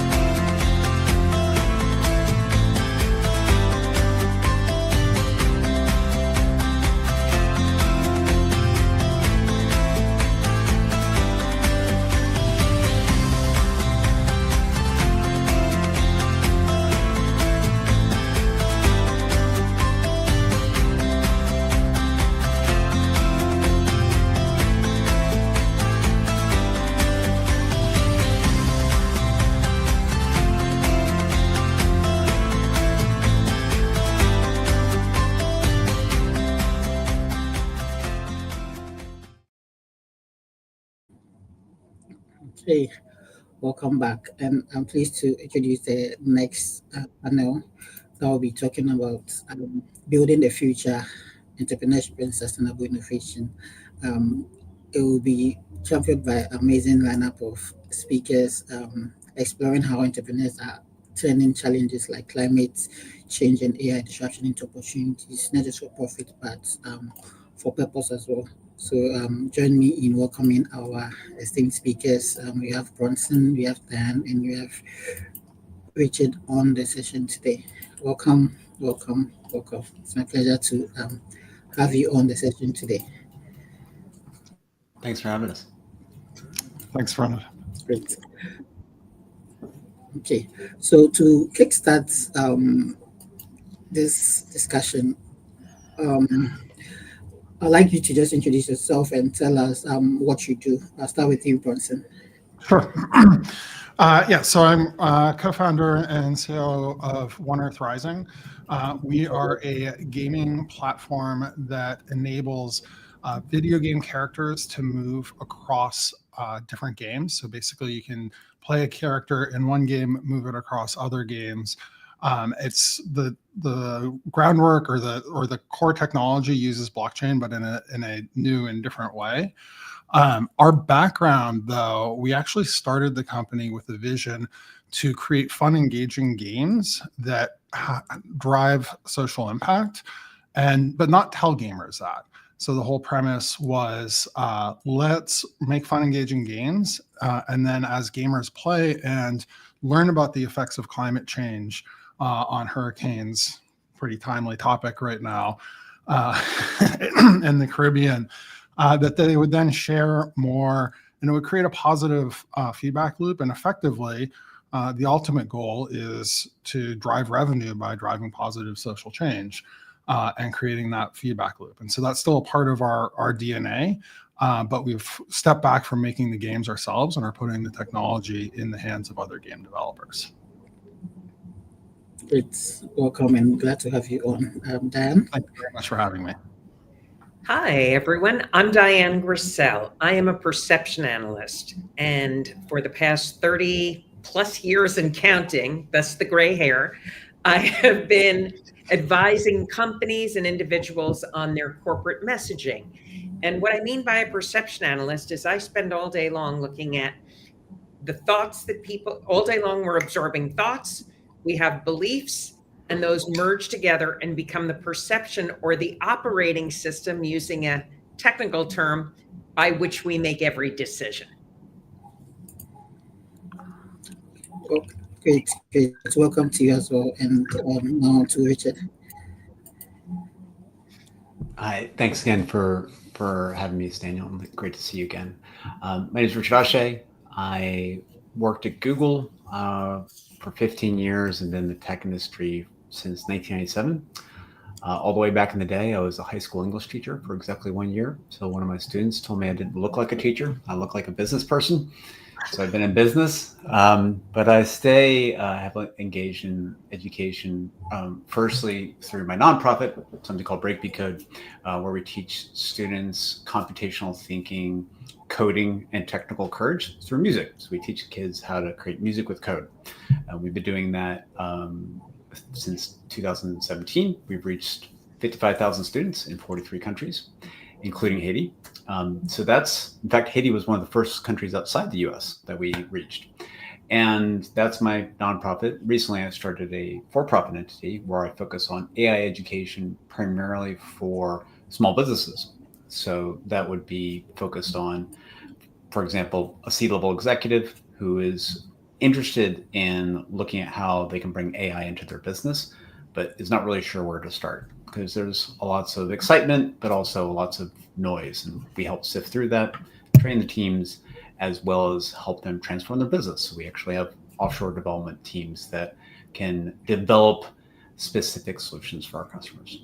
But again, thanks so much for having me. Great. So now that we know who we have on the session, we now want to go into the foundation of our discussion. And as you've mentioned, most of you are have blended entrepreneurship with sustainability. So I want to find out, what does it take to build a business that is both profitable and purpose-driven in today's global market? I'll start with you, Bronson. Yeah. So, I mean, the short answer is it's tough. Being in sustainability and blockchain and needing to raise funding, it's sort of like you can do two of those or three things, but 2 out of 3, and when you mix the third, it becomes brutally difficult.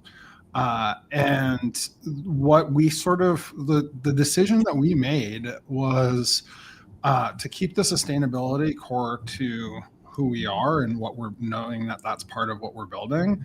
But frankly, we don't talk about it with investors. The sustainability investors were not willing to touch blockchain, particularly at the time we were fundraising, because for those who are more blockchain forward, it was before the Ethereum fork. And so there was a lot of concern over the resources that were being drained. And we made a commitment early on to be carbon neutral and raise awareness and funding for these initiatives. But the decision we made was get big before we get good. And I don't mean that that's not part of what we do, and it is. And I'll talk a little bit later on, I think, about what we call the impact score and how we enable the consumers. But part of it is knowing who the audience is. And investors, so when we're talking to investors, we talk about how we're going to make them money. When we talk about gamers, we talk about, because there's an incredible overlap with the desire to do social good with the younger community. And so they're very interested in that. And so part of it is just knowing who the audience is. And fortunately, there is a catalyst for this in the gaming industry. I was there was a side event during the UN Climate Week, not this year, the year before, where we had executives from, I'm going to say 30 gaming companies that collectively reached something like 1.5 billion gamers. We had Microsoft, Amazon, Unity all in the room talking about how we can leverage the largest entertainment industry to drive positive social impact. Great. How about you, Dan? Well, for the past 30 years, I've worked with 400 publicly traded companies and moved them through from conception to the bulletin board to NASDAQ and New York Stock Exchange. And whether it's investor relations or public relations, I always say the same thing to everyone. First of all, no matter what your message is, somebody's going to put it online. So you always need to be thinking about who, what, when, where, why, and how. And it sounds really elementary, but it really is. Who's interested in your story? Why should they be interested? When are you going to launch each stage of your development? Why is this important to people? How can they get involved? Is it an investor you want? And so I think if you always think in terms of, all day long, we're all absorbing through all of our senses, we're processing data. All these things are creating our belief systems that determine how we make decisions. So if we always keep thinking of who, what, when, where, why, and how with every message and every step we take in a business plan, or launching it into the larger community via communications or meetings with investors or the media, you're going to stay a little more on track. But how is it going to benefit someone else, and why should they be interested? Amazing. And finally to you.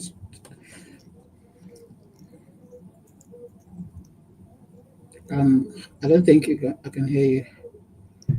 Just going to say, I don't want to go last anymore. It's always a tough act to follow. It's like, well, what they said. And so what I would add to this, and this is advice from one of my mentors, is like finding your niche. And the tighter that niche is, or niche, depending how I prefer to say niche. Americans, we often say niche. Finding your niche and being really sharp and focused on that. And I say that really from personal experience in that I worked only at big companies until now. So when I first started, I told my mentor, I'm like, I'm going to focus on SMBs. Like, that's not really a niche, Richard. You might want to sharpen that up a little bit. I was like, you don't work at Google anymore. I was like, oh, Google, that's pretty focused. I don't know, like when you can sell to anyone, right? And so if you don't find your niche, then people will think of you for everything. Therefore, they won't think of you for anything. And this can get harder and harder and harder the further you go along. There's a very famous story about Documentum when they had a new CEO. He told them that they were going to only focus on one narrow use case in one specific industry. And this was a platform that could be, serve anyone. And they get out of the meeting and their best sales rep comes up to the CEO. He's like, that's amazing. Really love that we're so focused on that industry and, pharmaceuticals, I believe it was. I got this bank that's about to spend $10 million with us. Obviously we're going to take that deal. He's like, no, that deal's canceled.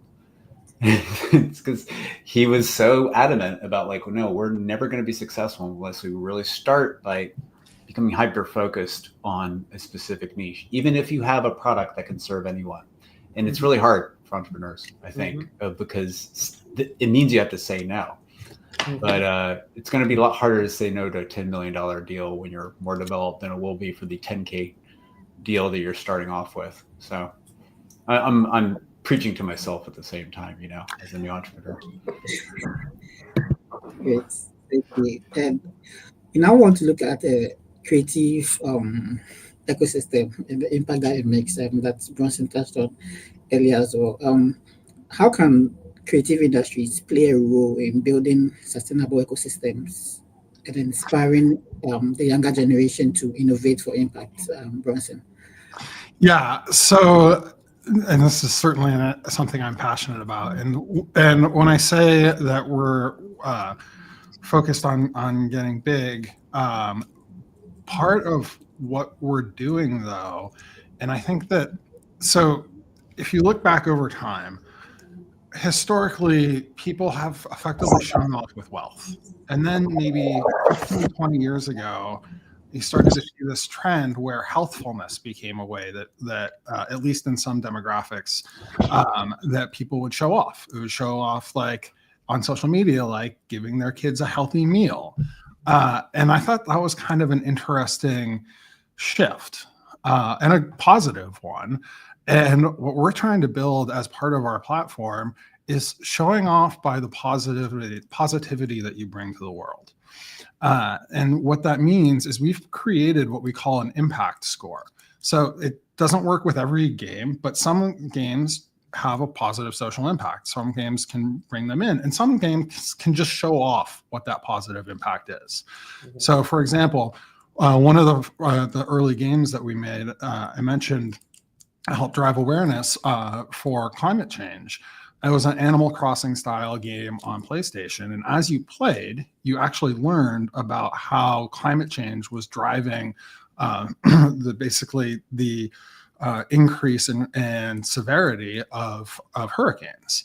And so that's something that you're not trying to do, but you're learning about. And so that's a positive impact. Another one helped raise funds for the animal rights organization PETA. And so that drove a positive. So basically gamifying that social impact and putting it on their user account so that not only do they see it and feel good, that they can share that with their friends. And then so maybe you get the like Aquaman skin for spreading awareness about climate change. Now, if you play that skin going into these different games, and this builds on our platform of interoperable characters, people are like, oh, that's a cool skin. How'd you get it? It's like, well, actually, I got this one because I went to 3 beach cleanups or something along those lines, or I learned about climate change. And so I think giving gamers the narrative to be like, not only am I really good at this game, but I'm also really good for society. And I think making that what people are talking about provides a really interesting opportunity, and that's how we're addressing it. Great. And Donald could join us, but he would have talked a little bit more about climate change and as it relates to investment and other aspects. But from what I get, creativity force movement, and the movement also need credibility and strong positioning. And I want us to look at that perception and business strategy too. I'll now come to you, Richard and Diane, about corporate strategy and perception. I know both of you have expertise in shaping perceptions and building new business models. So how can storytelling, branding, and corporate partnership accelerate the growth of sustainable startups? I'll go with Richard and then Diane. I was actually going to defer to Diane because it's. I was going to defer to Richard. We can't keep having Richard go last. He's got too much to say. So when it comes to perception, then I often think of these things through the lens of AI. And right now, people are talking a lot about AI replacing creativity in so many different ways. And I want to challenge that in a big way. I think we're already seeing this, and we're really early days, but you're starting to see this online already. And I'm just seeing this, testing my own branding and messaging and marketing it out.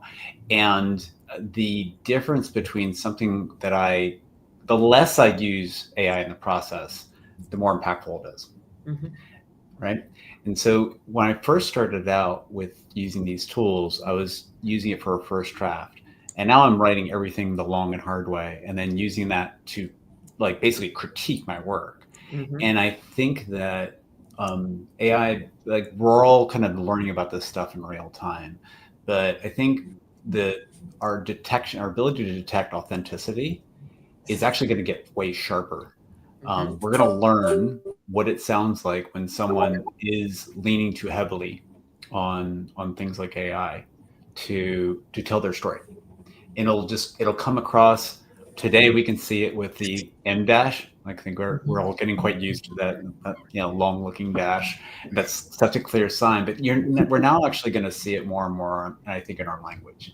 And so the people that are going to be distinctive, they're going to have a story that is deeply personal and that will resonate because it is specific to them. And I would say that ultimately, if you're building a business and trying to drive change, the founder's narrative is going to be a huge part of that. And it'll jump off the page when it's real, and it'll look like everything else if it's not.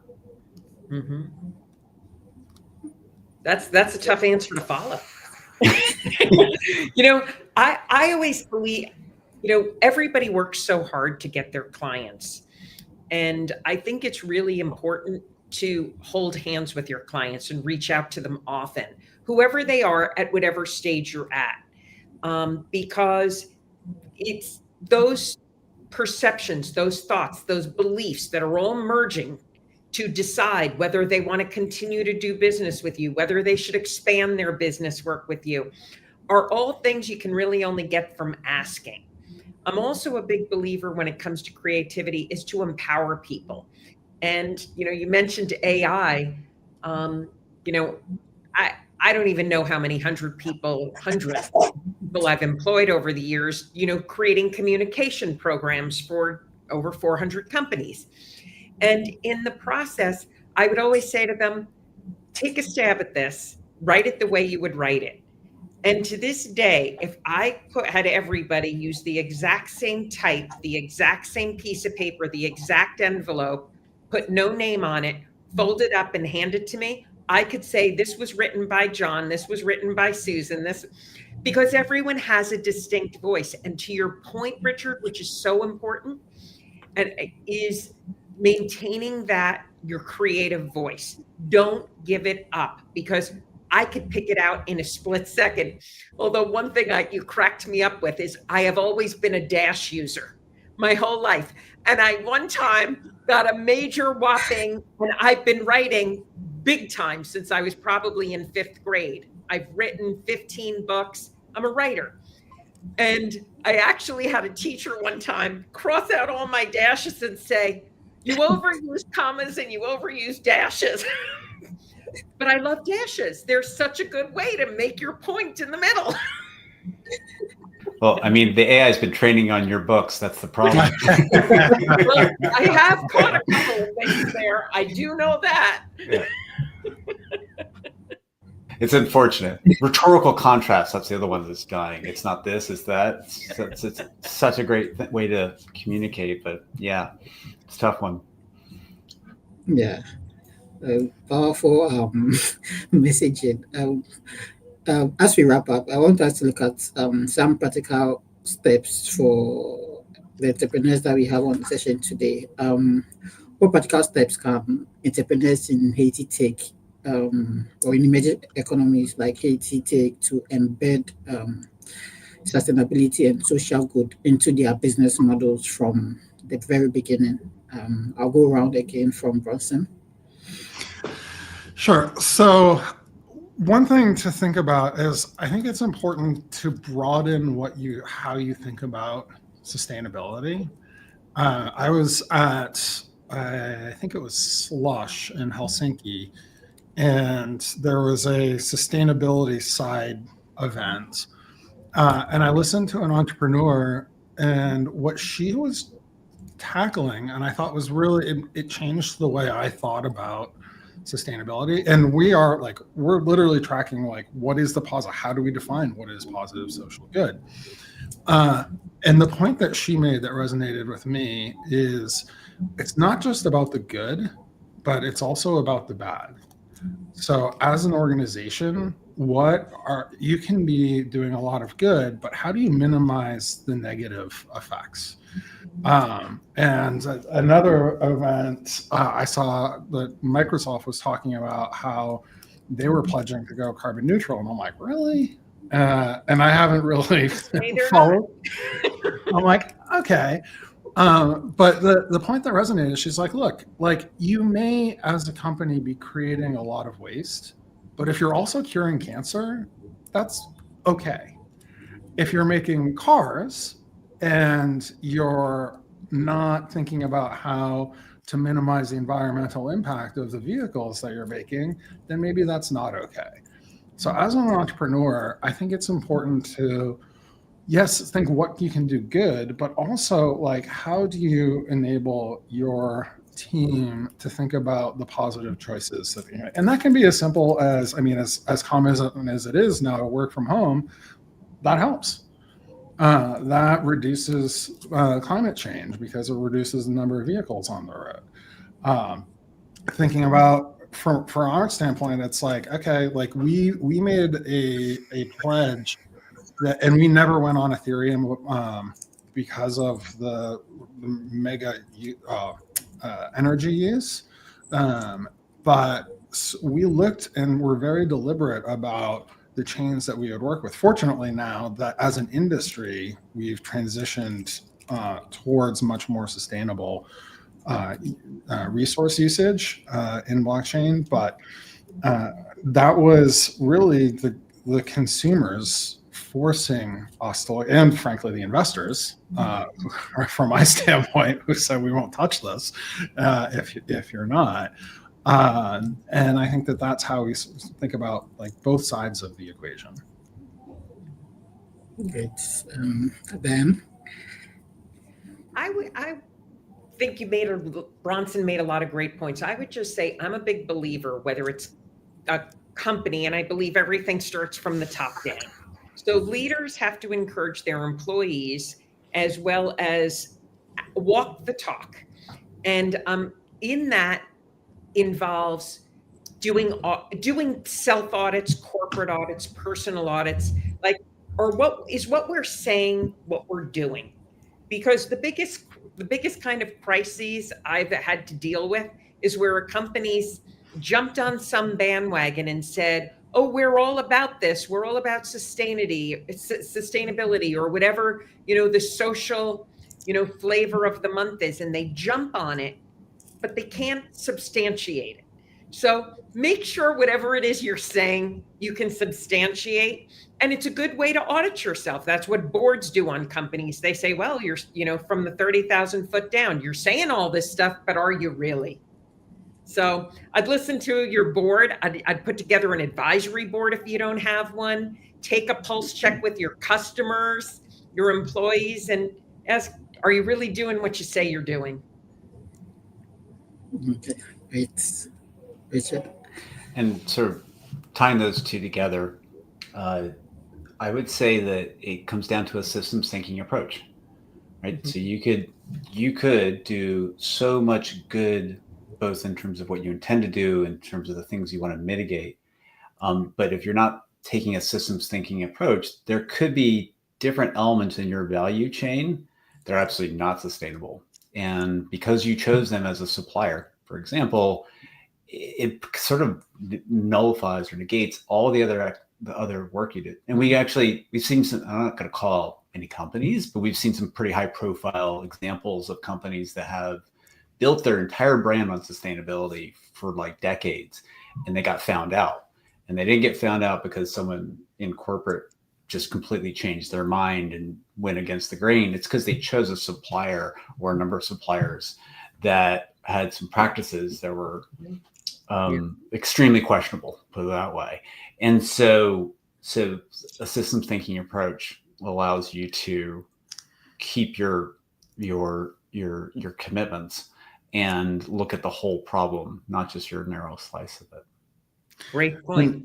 Yeah, and I'll just jump in because it's not easy to know that. To your point, the entrepreneur that I mentioned, Anu, her organization is called the Upright Project, and you can look up any major corporation and see like where they're doing well, where they're doing badly.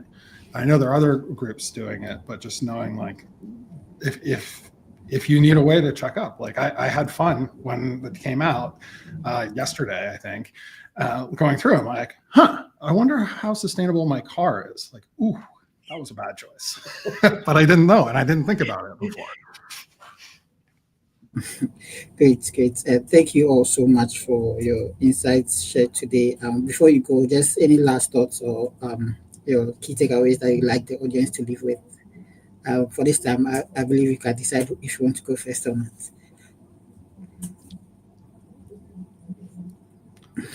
I would just say the future is bright. The news might not always seem that way. And there are clearly things going on in the Caribbean right now, as we all know, just plain weather-wise. Let's just talk weather. You know, there's different things going on in the world that can make you wake up and say, oh my gosh, how do I keep going? Keep going, one foot in front of the other. If you're an entrepreneur, if you're in business, just every day, take a step forward that moves you in the direction you want to go.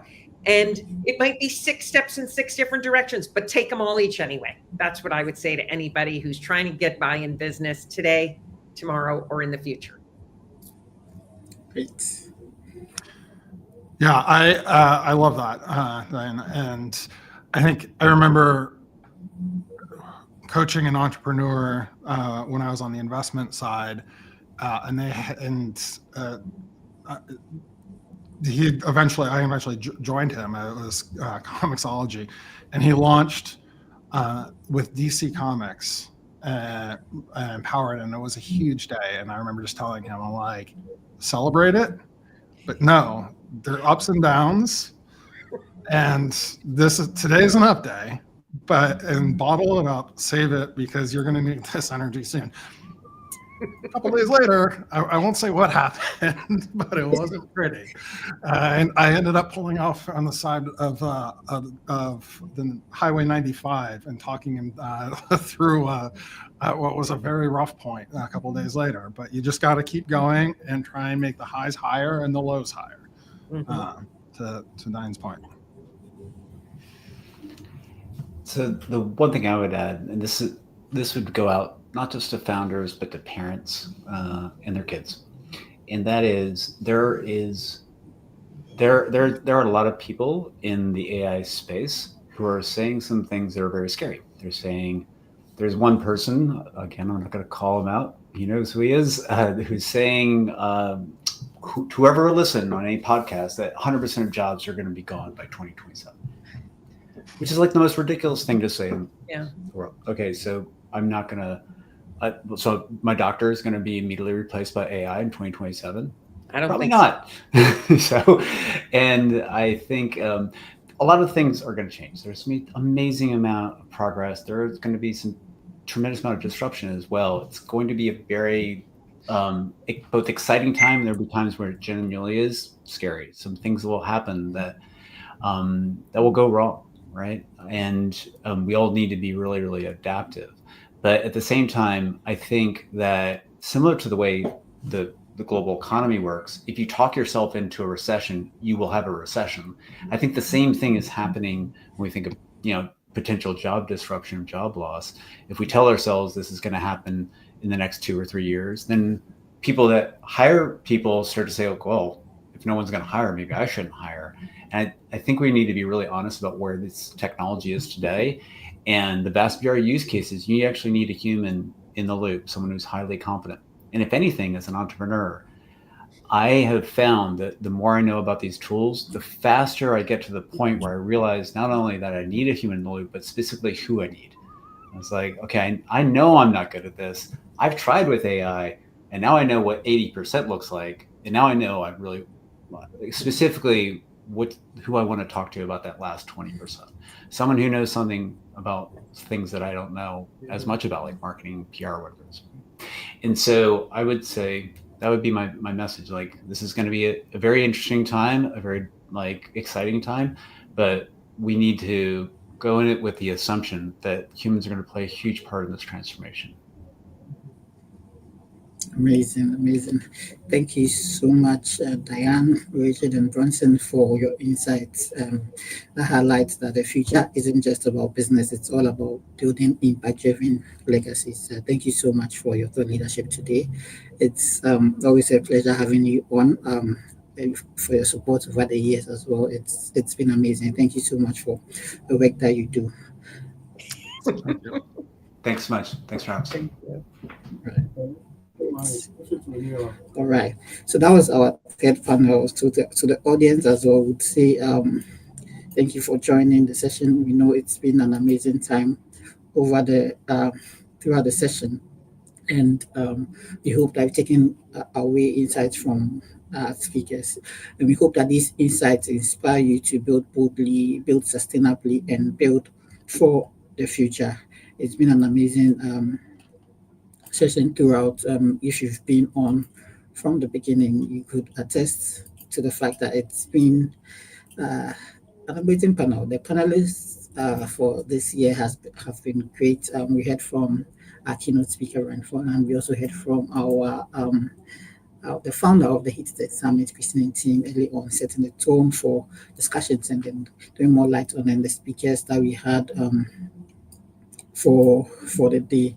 And we want to say thank you to all our speakers for today, including our keynote speaker in Forland, recent speakers as well, and also to Diane, we just heard from this amazing panel on building the future ecosystem, entrepreneurship, and sustainable innovation. So thank you to our speakers, Diane, Richard, Bronson for joining us and doing that justice to the discussion. We also thank the second panel, Innovating with Impacts, Corporate Leadership, Media and Marketing in a Sustainable Future. Yvonne and Sean, we heard from them talking about impact within the media space and creating a compelling storyline as entrepreneurs.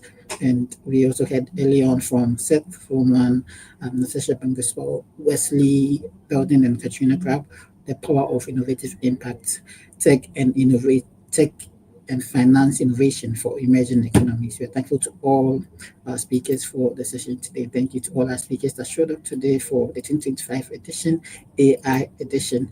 It has been on the theme, Tech for Social Good, how to accelerate impact and innovation with integrity in the age of AI disruption. And it's a pleasure hosting the session. And thank you all for joining and contributing to the discussions that we had today. So we have the continue the conversations. May these conversations continue beyond today and contribute to our communities as well. Thank you so much, and do enjoy the rest of your day.